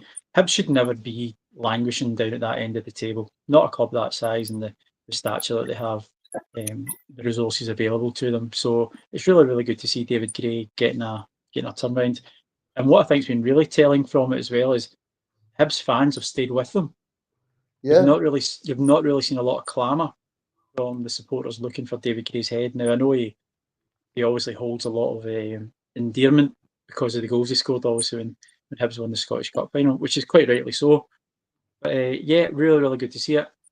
Motherwell, they've probably a wee bit of a mixed bag this season, I would probably think. They've got great results here and there. Don't expect to see them faltering down the bottom end of the table towards the end of the year. But yeah, I think it should be quite an interesting game. I probably fancy, on the run that they're on just now, I'd probably fancy Hibs to get a win in that one, to be fair. Aye, because I think in terms of that Rangers game as well, they were very impressive in the Rangers game because I thought when Rangers went 2-0 up there, I just thought Rangers would cruise on to victory, but I thought what they did to get back to 2-2 was absolutely brilliant. I think after the Old Firm game at New Year, I think everyone expected Rangers to go on and monopolise that game when they got 2-0 ahead. I wouldn't have thought there would be too many people expecting Hibs to come back. But again, it just shows you the attitude that the manager and the coaching staff have put onto Hibs to come back from there. So yeah, I think all praise to David Gray and all praise to the staff. And also good on the Hibs board sticking with him as well, because they've been very easy to think it's a relatively inexperienced manager. Let's go and change it. And there's rumours of money getting involved at Hibs as well. So no, they've stuck with it, and David Gray deserves all the plaudits he's getting at this moment in time. Des, I wanted to ask you, we see in terms of that penalty last week in the 3-3 game. Obviously, the Rangers manager Philippe Clement said it wasn't a penalty, and that changed the match for him. But for me, Des, I thought it was a penalty. I don't know what you think on it. Well, you've obviously not been listening to our show, so that's the first. Go and get your replay on it. I got you there. So I've been quite vocal on it. Not quite well. I've said it in our show, and I've said it in a national newspaper that I was asked to comment upon. I think it was a penalty. Yes, I think it was a penalty. Now, people think that the infringement occurred when Campbell made contact with Hagi.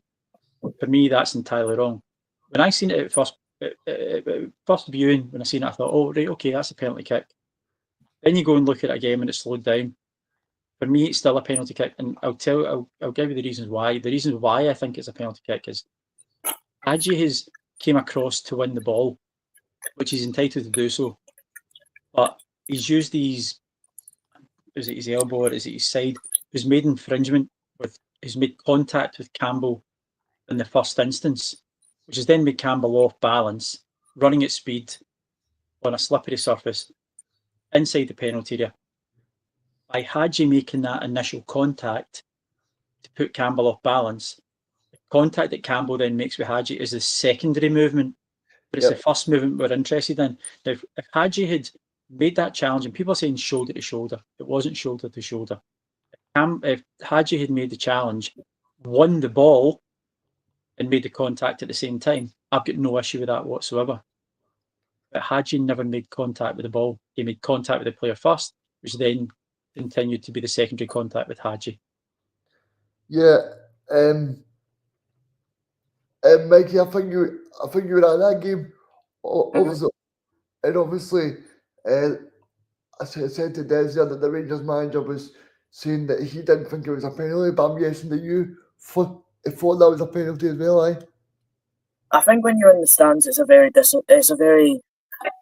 very representative of what the actual overall opinion should be, because I think you're always going to go blatant penalty when it happens in your favour. But I feel like I can see why Rangers fans are disappointed, because I feel like if that was a Rangers player getting the penalty for that, I'd be disappointed. But I feel like it's just one of those where if you don't get it, you're disappointed, and if you get it, then obviously you're buzzing about it. So I think it's very 50-50, and I wouldn't have been surprised for it not to be given. But at the end of the day, I think him saying that it changed the game is a load of nonsense, because leading up to the penalty, Hibs were the much better side.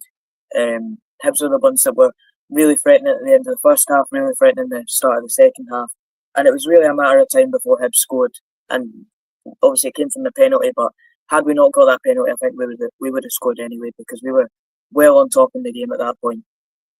Yep, I totally agree with that, Mikey, because I felt like to come back 3 times for the jaws of defeat, it just shows you that David Gray's built a great mentality in the players, and I'm glad that they've stuck by the manager because as Des said, it would have been so easy for the board to sack him and bring someone else in. But like you said earlier, he's a club legend and stuff like that as well.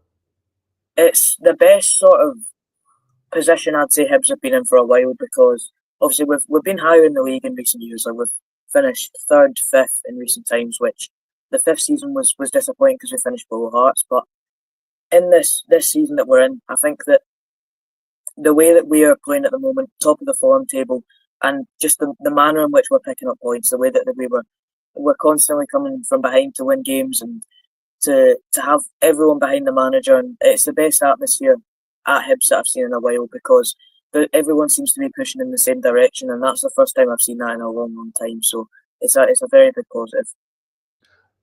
Obviously, now we're going to move on to the game tomorrow at 3 p.m. St Mirren are playing Dundee United. What's your thoughts on that, Des? Well, I'm going to that game tomorrow afternoon, so that's my local team. That's the localist team. That's the localist team. It's not the team I support. I'm a Renfrew Juniors fan, so just put it out there.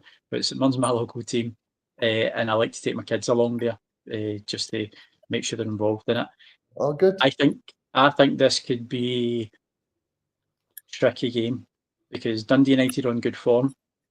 I know they lost the other night there. Jim Goodwin's returning to his old club again, so there's a lot of intensity amongst that. St Mirren have went through a wee dip in results recently.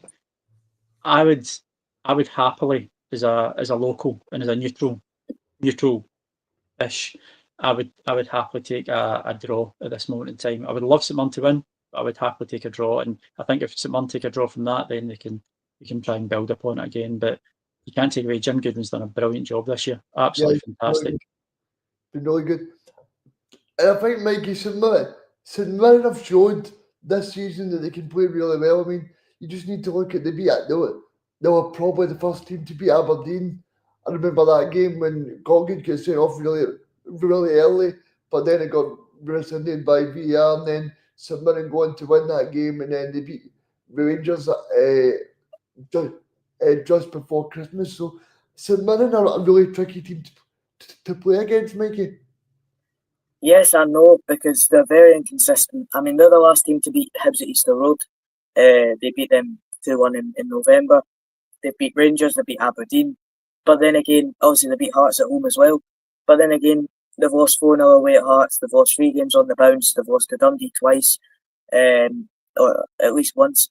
And it's a very weird one because St Mirren last season were 5th place and very solid. And this season it seems like they've hit a real wobble. I think they're sitting maybe 8th or 9th in the table, if I'm not wrong, somewhere around there. Maybe just above that, but they're around about that area. And I mean, I'm somewhat surprised to see that because I thought they'd be quite solid in the first this season, considering how they did last season. But yeah, it's very on and off, and it's a team that you can't predict at the moment. I think, like you said there, Des, Jim, I think he's done a very good job. Obviously, you can't really judge him over the Celtic match on Tuesday night because Celtic are doing very well. But I think for Dundee United to have the top goal scorer in the league, Sam Dalby's been a really good player for them as well. Yeah, that's been a great bit of business. And if I'm not correct, I'm sure they've now got him confirmed to the end of the season as well on loan from Wrexham. So for Dundee United to be the team that's came up, to be where they are, to have the top goal scorer in the league, it's all positives, all extremely positive for them. I would also think there'd be quite a few teams looking at Sam Dalby as well, going forward. So yeah, I think it'll be a very, very difficult game for St Mirren tomorrow. I would like to think that they've had their ups and downs. I'd like to think that they've been maybe try and get a wee bit more solidity. They've got the goalkeeper confirmed from Middlesbrough on loan for the rest of the season. don't think Balcom had a particularly bad start of the year. But I think St Mirren had also a lot of things going on and off on the field of play, off the field of play, that's maybe proved a wee bit unsettling up until the sort of Christmas period. And now I would like to think that they would have the Stephen Robinson is also well known to the players, to the supporters, to the way they work. I'd like to think that his solidity and his positivity will be a great influence, and I would like to think that someone could potentially try and get back in the top 6 again for next season. And I don't know about you, Des, but I'm just really glad Jim Goodwin's doing well, because if you look back to that Darvel game and then the match about a season ago when he gets beat 6-0 against Hibs as the Aberdeen manager, I'm just glad to see Jim has bounced back really well. Yeah, he showed a massive amount of resilience, because also when he left Aberdeen, the Darvel thing would also been a very difficult one to take, given the gulf in the two leagues. And then Dundee United showed a lot of faith to bring him back in, bring him and Sharpie back in. And they've repaid them. They've repaid them in spades, and even more so this year in the place where they've got them to. Now, you'd always expect a team that's coming up to be hoping to be in amongst the middle of the table, but this is a team that's now challenging for third and can realistically look to be in that position. So Jim Goodwin, he's one of the nice guys in football. He always comes across really, really well when you see him in interviews and you see him the way he conducts himself. So yeah, I'm delighted for him, and I know Lee Sharp. So for the two of them, yeah, I think it's a really big feather in their cap, and I think it will make a lot of people in Scottish football change their opinions of their abilities as a management team, because of what they threw at Aberdeen to now come back and show what they can do.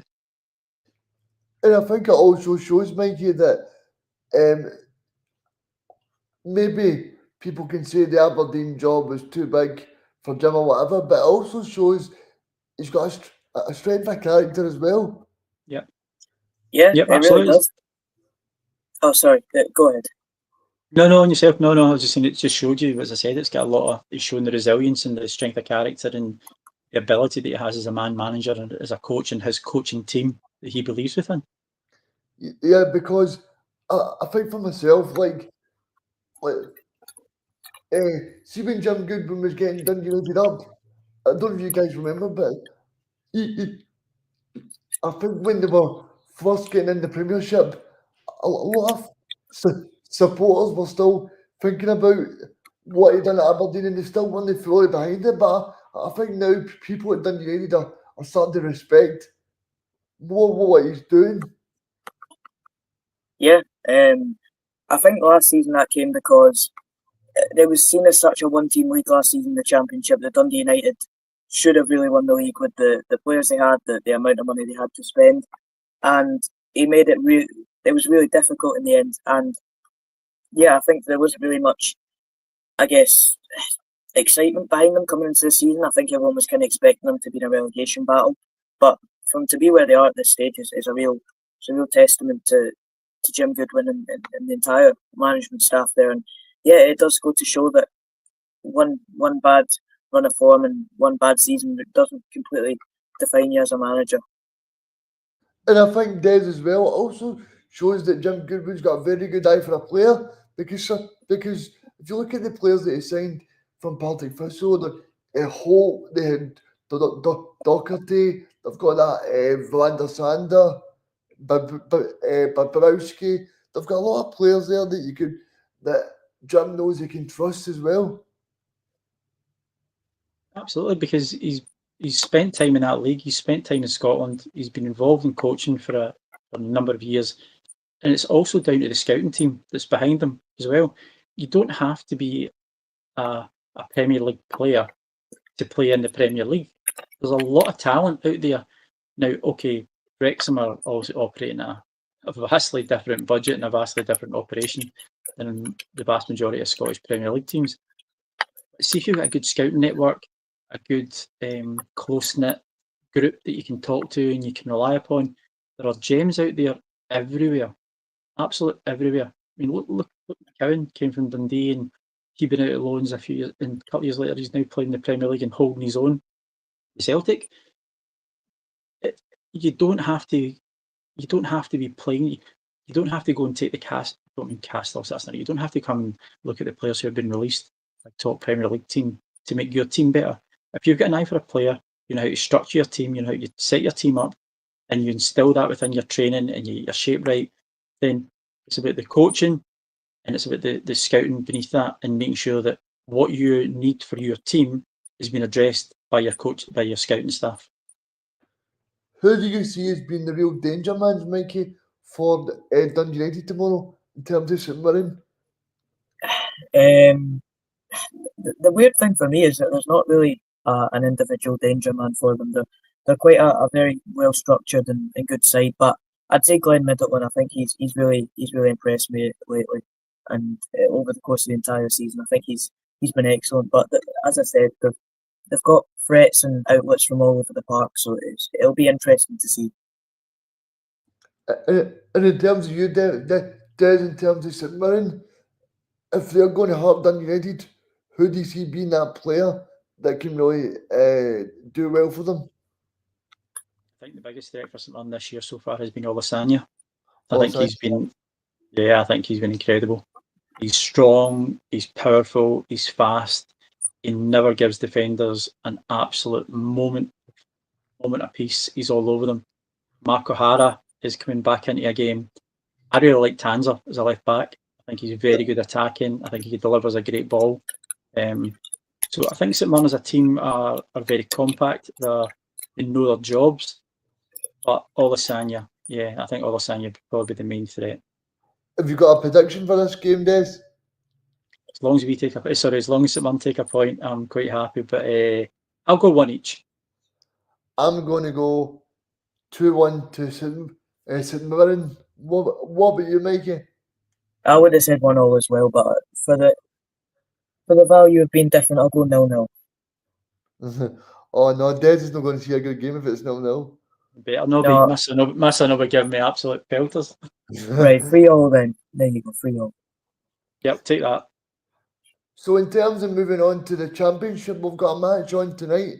Partick Thistle go to New Douglas Park to take on Hamilton. How do you guys see this game going? It'll be a tougher game, I think, because Hamilton have actually been quite good lately, I'd say. Partick Thistle dropped off a really poor result against Dunfermline last week, but I think it'll be quite a close game. I think it'll be an entertaining one, and I think there'll be goals in it, which is the main thing. But I'd lean towards Partick Thistle, but I think there'll be a good few goals in the game because I don't think either side are very good defensively at the moment. Des, what about you? I think because Thistle have been on maybe not the greatest run recently, I think their first and foremost their thought will be don't lose a goal.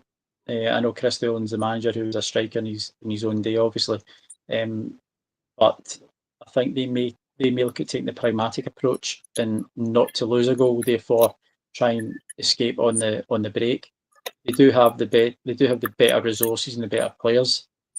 Results are, what they say, form is temporary, class is permanent. I do think Thistle are one of the top 2 or 3 teams in the league. So I'm going to go for a Thistle win, maybe 1-0, 2-0 at a push. Yeah, I mean, in terms of Partick Thistle, I mean, Des, if they're going to do well tonight, the big one for them would be Brian Graham. He's been great in Scottish football for a number of years. He's that old I refereed him. That's how long he's been around. I've been retired for a number of years. Brian's a terrific player, really, and he's looked after himself so well. And for him still to be making sure that he's one of the leading lights at this level is brilliant. So yeah, Brian Graham will be a major player for Thistle tonight, and he'll be one of the ones that Hamilton really need to make sure that they're watching. In terms of you, Mikey, what are you thinking for this game? I'm gonna go. I'll go 3-2 Thistle. I think there will be goals in it. I think that obviously Partick Thistle have lost their goalkeeper as well, so that'll be a big loss for them, a big difference that they're gonna have to deal with. So I'll go 3-2 Thistle. I'm just kind of, that's out of hope because I'll be watching the game, but yeah, I'd say I'll go with a Thistle win on that one. Yeah. So the match tomorrow sees Barry Robson take his second match is Rafe Roberts' match. They go to Capello. What do you make of, first of all, Barry Robson being appointed as Rafe Roberts' manager, Des?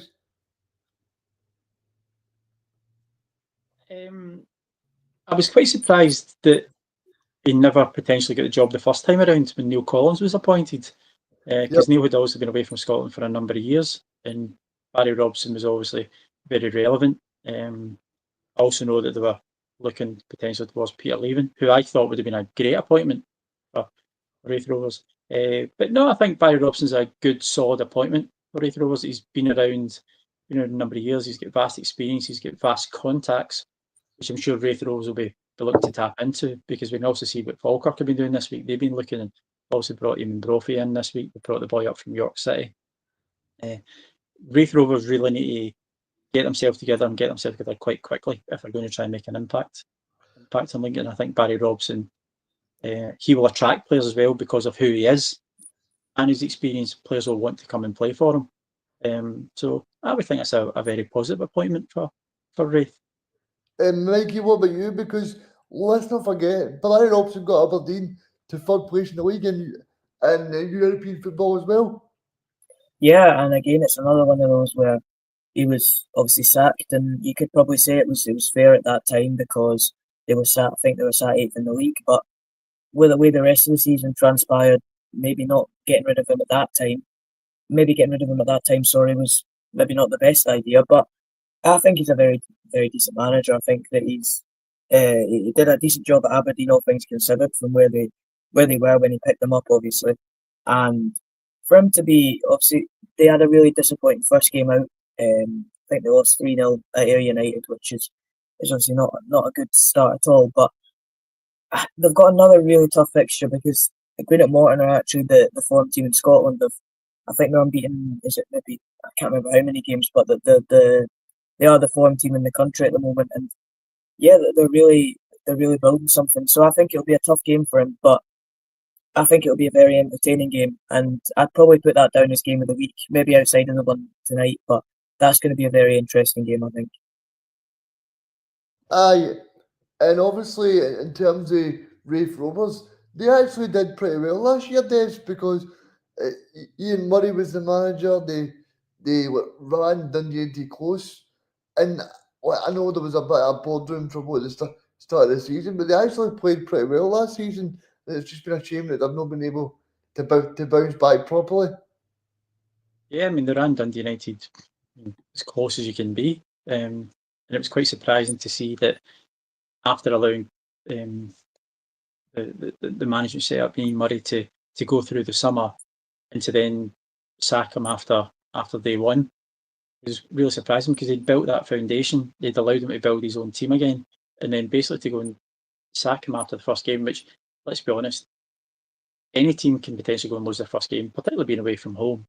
Did seem a wee bit of a shock-arm tactic, but as we said there, not being privy to any conversation, but it does seem as if it was behind the scenes and it wasn't really anything to do with what was going on there. But like Mikey said, I think this was potentially the game of the weekend. Now the game's obviously scheduled for Sunday. I know the weather down base where I am, and Morton aren't terribly far away from me. It'll be hopeful that the game could be on, but let's just see how the weather transpires. But I mean, they're both in the same amount of games. There's 1 point between them. I wouldn't be surprised to see this game if it's on, if it ends up as a score draw. Yeah, and in terms of Morton, Dougie Emery's been there for quite a while now. He did well last season, but obviously last season he had people like George Oakley scoring, and he's obviously gone to Ayr this season, Des. But Morton, they're not really doing as well as they did last season, but they're still a pretty decent team. It just sounds like a Dougie Emery team, a hard-working team, just a team in his own image, a team that's hard-working, they're in your face, they don't give up, they keep going for the 90 minutes, they'll never sacrifice anything. It just shows you the doggedness. I think a massive part of that Morton setup, a massive part of that Morton success is Andy Millen, who's Dougie's assistant, He was at Kilmarnock as well, wasn't he, Andy Millen? Yeah, he was at Kilmarnock with Gus. So Andy's been around for a long time. One of the nicer guys in football you couldn't meet. But he's got vast experience, and I think he's probably somebody that Dougie relies upon just to keep him steady as well and just keep reassuring the players. So I'm not surprised to see Morton, not potentially at the top of the league, but not fearing for anywhere they are. And it's just a circumstantial event that they don't have the finances, they don't have the squad size, they don't have the capability to compete with the teams that they're further afield. So they are doing well. Yeah, and in terms of this match, Mikey, you expecting a Raith Rovers victory? No, I actually think Morton will win this game, but I think that Raith will put up a good fight. I think they'll be good, and yeah, I think they'll have threats. They always do. And I actually watched them against Livingston recently, where they were actually very good. And yeah, I think it'll be a good game. As I said, I think there'll be goals in it. But I do think Morton will just about edge the game. And I mean, it always seems to be the same thing with the Dougie Emery teams, where they'll have a really good sort of January, February time of the season and then drop off towards the end. So I'm not hugely surprised to see him doing so well at the moment. Des, what about you for this game? I'm going for a score draw. Score draw. I'll go for Raith Rovers. I'll go for Barry Robson to get his first win as Raith Rovers manager. That's it. They might get the new manager bounce, as they always say. Yep, I know. Des was talking earlier about Falkirk. We'll move on to that game because that game's tomorrow. They take on Queen's Park at the Falkirk Stadium. Des, Falkirk Falkirk have been absolutely brilliant this season. Yeah, they've been a breath of fresh air, haven't they? They've been absolutely fantastic. And they've just brought in the young defender from York City, and they brought in Eamon Brophy from Ross County. I think Eamon Brophy will make a massive difference and give them an extra dimension up front. Queen's Park have done well. Callum Davidson's got them moving back up league, because I know last year, in their first year in the division, they did struggle slightly. But Falkirk it's a big pitch. Also, Lesser Hamlin's a big pitch and Hamlin's a big pitch, but I think Falkirk are very, very difficult to beat at home. So I'd be surprised, and John McGlynn has got them motoring on. So I'd be surprised if Falkirk lose any points at home tomorrow. See, the thing for me, guys, it's been so good to see Falkirk do well from going to League One straight to the Championship and just carrying that form on. Yeah, it's been great. I think over the last few years it's been slightly disappointing with the Championship, because there's always been that team in the league that you'd expect to win it. There's been Kilmarnock, Dundee United, teams like that. And this is the first time in quite a while where that hasn't been the case. And it's great to see, because, I mean, Livingston came down. They weren't exactly favourites for the league coming into it. And I think that the Championship this season's really lived up to expectations. I think it's been a very, very good competitive league this season. And Falkirk are a massive side, so it'll be good to see them back in the Premiership, because I think they'll be a breath of fresh air. And a lot of people tend to forget this, but I always tell people that Eamon Brophy was a player when Steve Clark was at Kilmarnock. He was scoring every single week. And see Steve Clark's very first game that I think we played Cyprus, Eamon Brophy played up top for Scotland. So that's a player that can cause problems to any team in Scotland. Absolutely, yeah. You don't play in the Premier League with Kilmarnock, St Mirren, Ross County, being Scotland squads. You don't play there if you don't have ability. Obviously, something's not went particularly well for him this year up at Ross County. But Eamon Brophy, when you look at the pace he's got, the strength, he's got a low centre of gravity.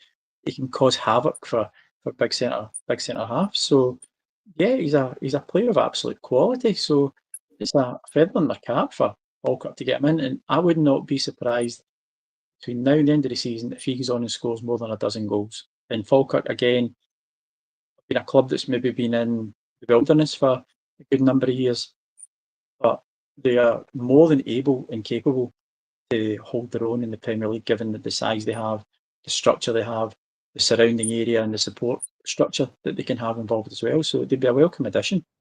I think that's a great point you make. Mike, are you surprised that nobody's really tapped up the manager. Is it me? Well, I spoke to Graham a few weeks ago, and Graham was talking about it might be because of his of his age, and he was a Hearts before. But this is a guy that plays football that's very, very attractive. Yeah, he's.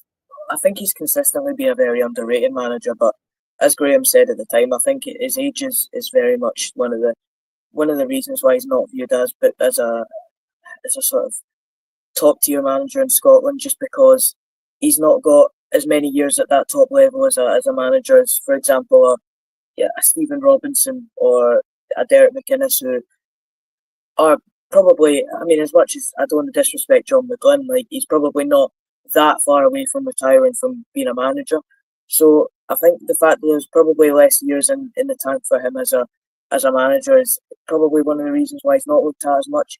But for somebody like a St Johnstone or a Ross County, when they weren't doing well, John McGlynn would be a very good manager to try and keep them up. But yeah, for Falkirk, it's really working under him at the moment, and it looks as though they're on their way up because all the other teams seem to be stumbling over each other at the moment.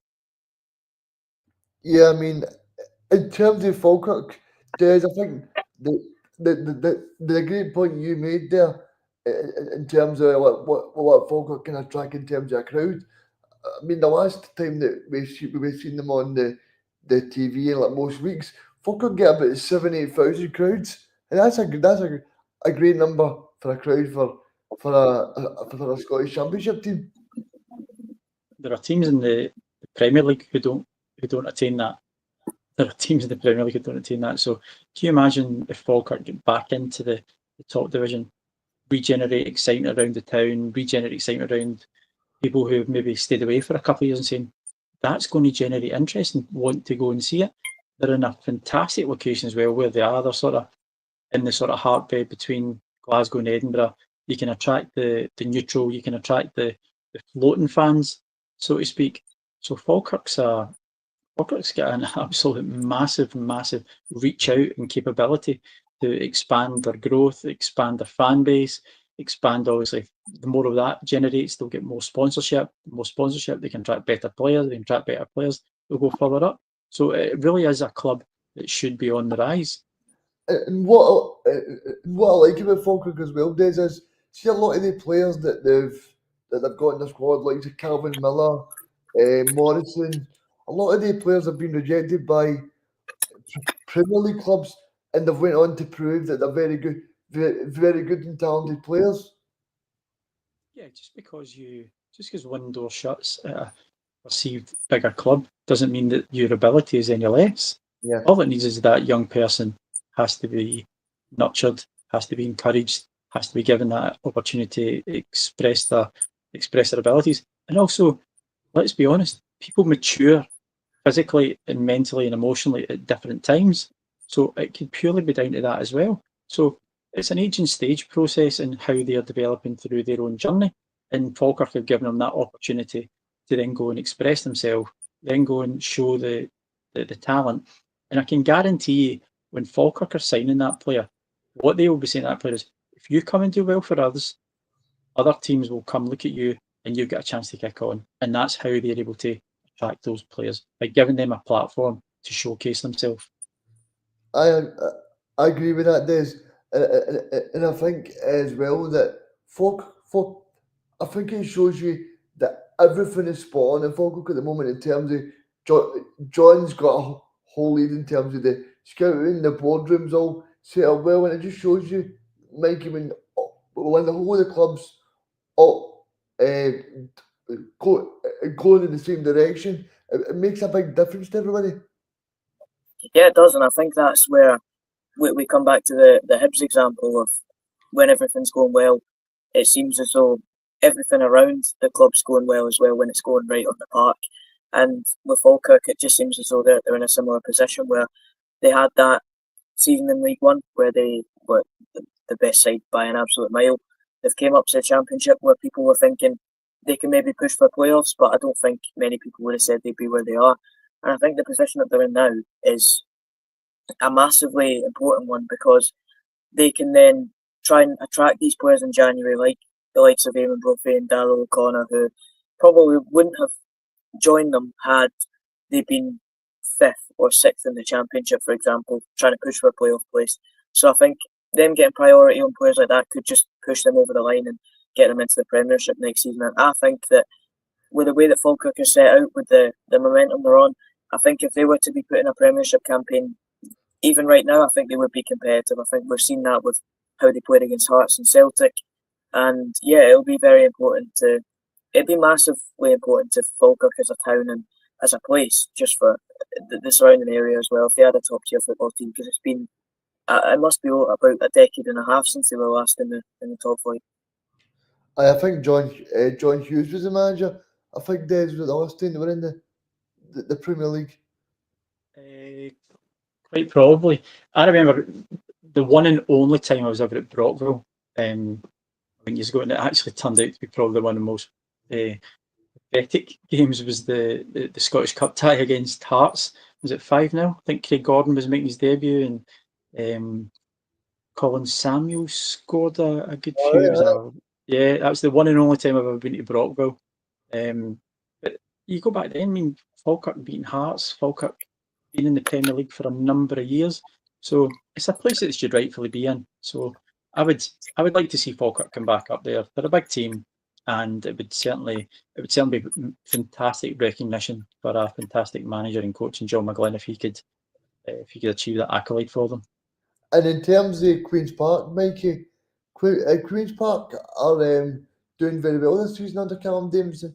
I think they're only a few points off the playoff as well.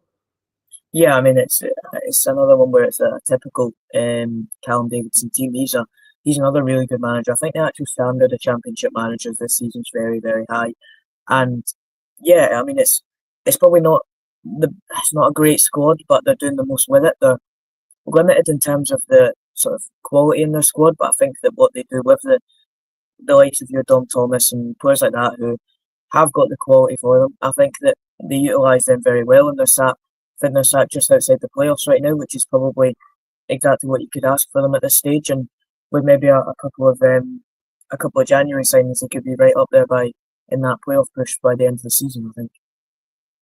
Des, the big thing for me over the past 2 or 3 years is Queen's Park have become a lot more professional and stuff like that, and I'm glad to see it, because Queen's Park's one of those clubs that I don't know, I feel there's a real fairy tale around, like Queen's Park being the first kind of proper Scottish club years ago and stuff like that. But it's just so good to see Queen's Park get proper backing from the boardroom and also backing from supporters as well.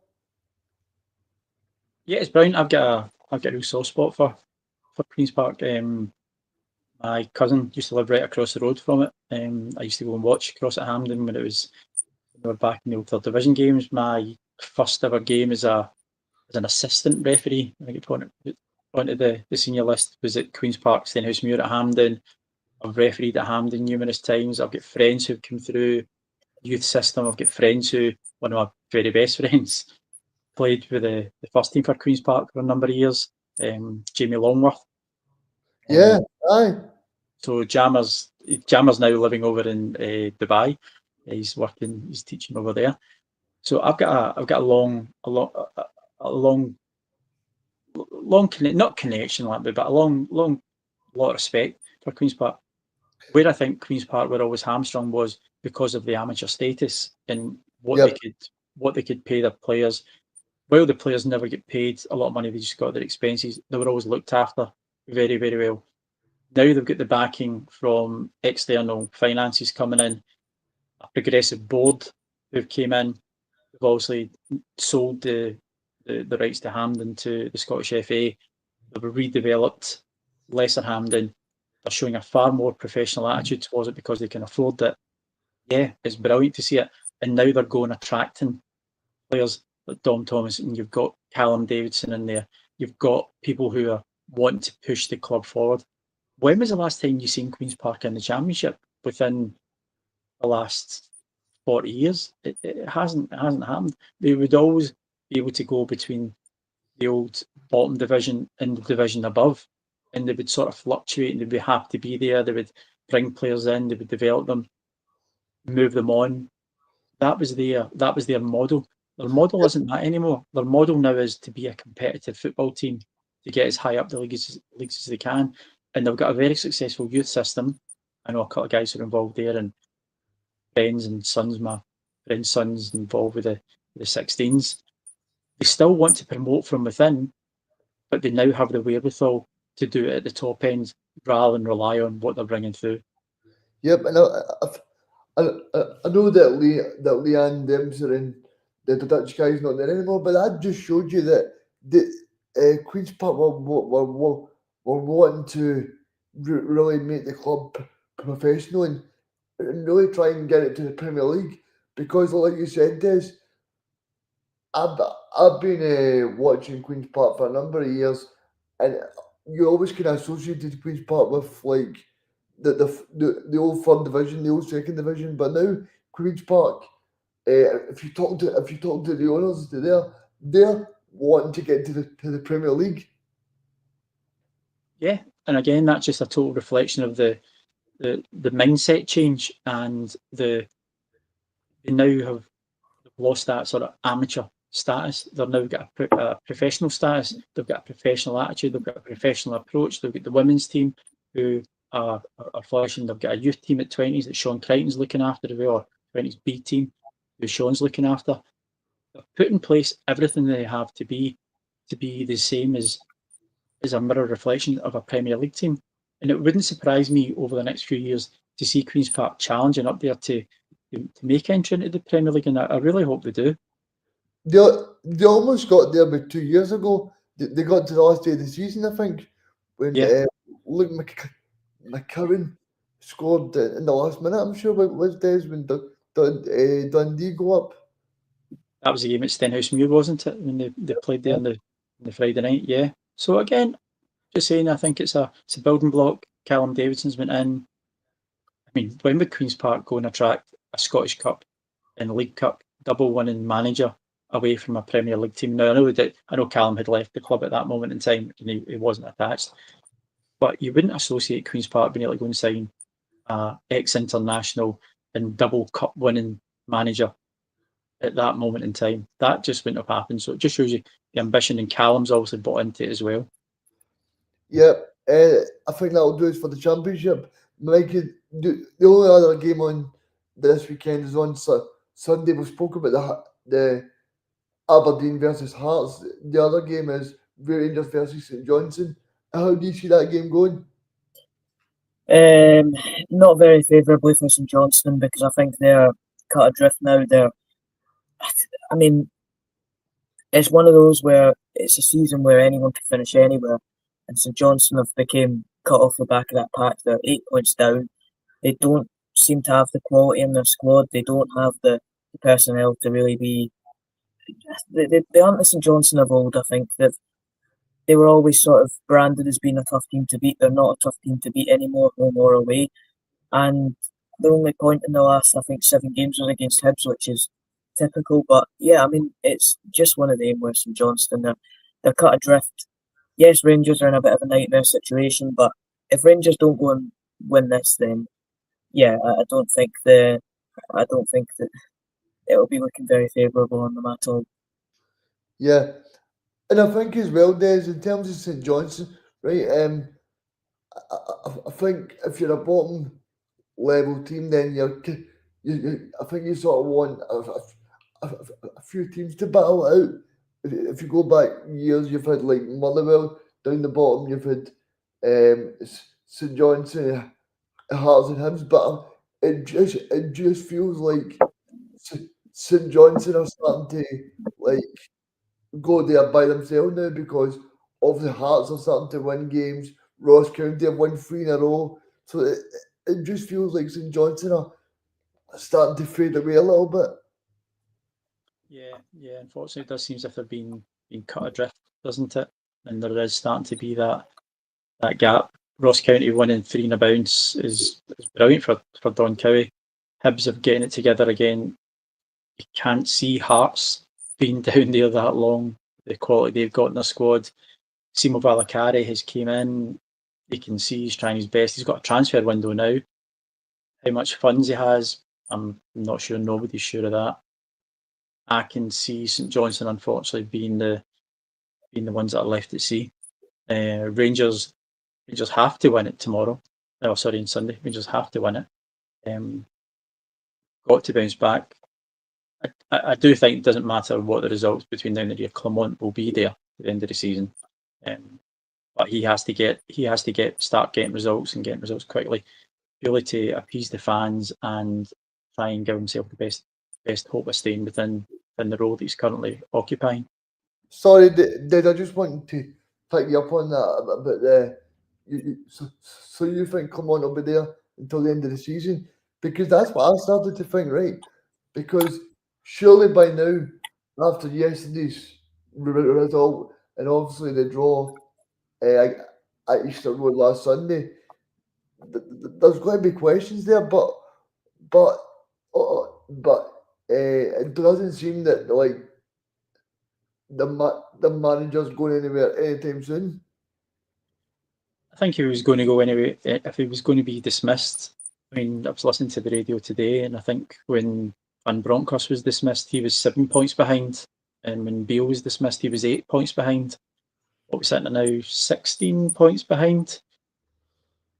It can only come down to one thing, and I just don't think Rangers have got the finances to make that call.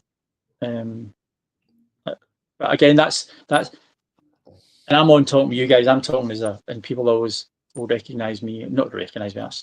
People would think of me as I've been a referee, and obviously when we do the Refs U podcast, we give our opinions on a bit things like this, and when we get to chat, I like people to see that I'm a football fan, and I like football, whether it's Premier League or Second Division, Lowland League, Juniors.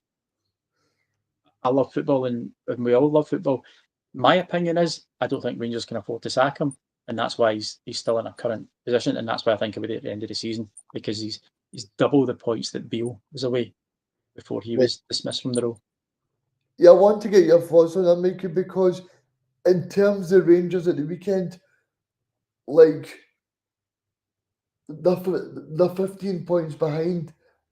Celtic have got a 30 advantage on the goal difference as well. But do you think the Rangers board will try and back the manager in January? I think it's just one of them where they know the league's gone, so why waste an extra however many million to bin off the manager and to sack him? Why would you spend that extra money when, regardless of who you replace him with, you're not going to go and win the title anyway? So just get through to the end of the season, damage limitation, and try and assess your options in the summer. I don't think they have the funds to fully sufficiently back him in January. I don't think they're going to have the money to be able to bring in the quality that's needed to try and bridge that gap, because realistically, you're going to need a really serious level, multiple really serious level players to upset Celtic and to get that title in front of them. But I don't think that. I think Rangers have been out of the title race since the season kicked off, and I think the board knew that, and that's why they've stuck by him. Des, I want to ask you in terms of Rangers, because see, Rangers, they were absolutely brilliant against Celtic. You know, they were really good, and they were really good against Spurs, two top level opposition. And no disrespect, but I expected them to go to Easter Road and win. I expected them to go to St Mirren and win.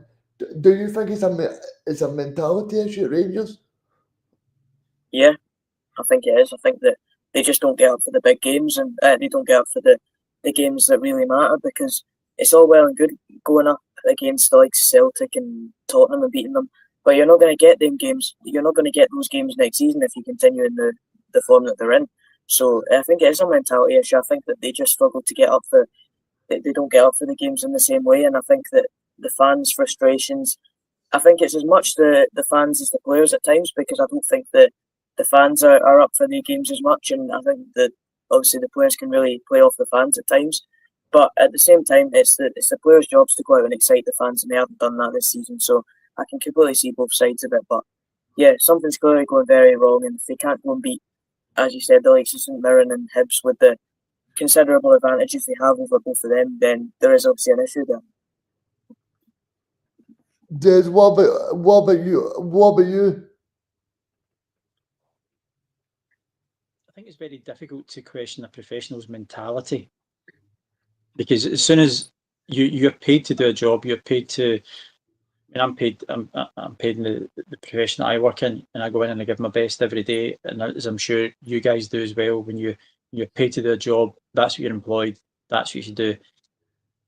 The mentality of it, what I would say is, I think the players will maybe feel a bit more release and a bit more at ease under less pressure when there's not as much expected of them. So when they play against Celtic, they play against Tottenham Hotspur, people expect them not to perform at their best because of what's went previously. When they go and play against St Mirren, when they go and play against Hibs, they are then expected to create a result. And I find that hard to believe, because you should be given the same effort, have the same expectation, and have the same performance desires that you have. Doesn't matter who you play against. Yeah, and obviously, I just don't understand how you can be so different from Wednesday to Saturday or Wednesday to Sunday, the way that transpired. Because against Celtic, they were absolutely outstanding. Best team in the park, best 1-11 on the park, no question whatsoever. They played against Tottenham, they made Tottenham feel uneasy, they made Tottenham feel under pressure, they pressed them. Then they went to Hibs and they're winning, they're 2-0 up, and they go and capitulate almost. And you think, why? What is the difference here? yeah. It's very difficult, and it must be extremely difficult for the Rangers coaching staff to comprehend that as well. And I think as well, Mike, you can put the blame on to injuries and stuff like that, but you would still expect Rangers to go out there and do the job. Yeah, every team has injuries, and every team has a varying amount of injuries this season. Rangers should be in a position, like I said earlier in the show, that they should be in a position where they have quality backups to be able to deal with injuries, because if they're just sitting there going, oh, we've got our best 11 and that's it, that's a very naive way to think about it, because you're going to get injuries. It's a natural occurrence in football. And yes, they've got unlucky with injuries this season, and that there's no debate in that. But surely they need to have quality backups there that are ready to step in, and even the backups are injured now. So yeah, they needed, it's a mix of poor recruitment, a bit of bad luck, poor management at times, just very poor performances from the reliable players. And yet again, I think Tavernier's been a massive miss since he's been out. So I think there's a huge mix of issues, but I think it's all, whatever the main issue is, it doesn't matter, because it's a real issue for Rangers all round, and they really do need to get to the bottom of it, because as much as we say there's not much pressure on them, they don't really have a title to fight for. The pride of the club's on the line. If they're going to go and finish 25, 30 points behind Celtic, which they could at this rate, that's a historical margin of how bad they've been this season. It's going back to the 2017, 2018 times of the likes of Graham Murray and Pedro Caixinha, and that's a time that Rangers should have left half a decade ago, but they're stuck in that same. They're kind of back to square one, and that's completely unacceptable from their perspective of forever. I don't think that I remember a Rangers team as bad as this since they came back up to the Premiership, and that's including the likes of the Caixinha teams. Yeah. Des, I'll get a prediction from you first for this game, Rangers against St Johnstone. I'm going 2-0 Rangers. I'll go 3-0 to Rangers. Mikey, what are you thinking for this? I'll just go 1-0 Rangers. I don't think it'll be a great game. Okay, thank you, Des, for joining us on your first show. And Mikey, thank you very much for joining me again. It was great to Yeah, no problem. see you guys. Yep. No problem, guys. Thank you. No problem. I'll help you when as I said, I can't do it every week, but if I've got an opportunity and I get some time, I'm more than happy to come and talk football with anybody. Thank you very much, guys. See you again next Friday, 5 o'clock until 7. Everybody have a great weekend.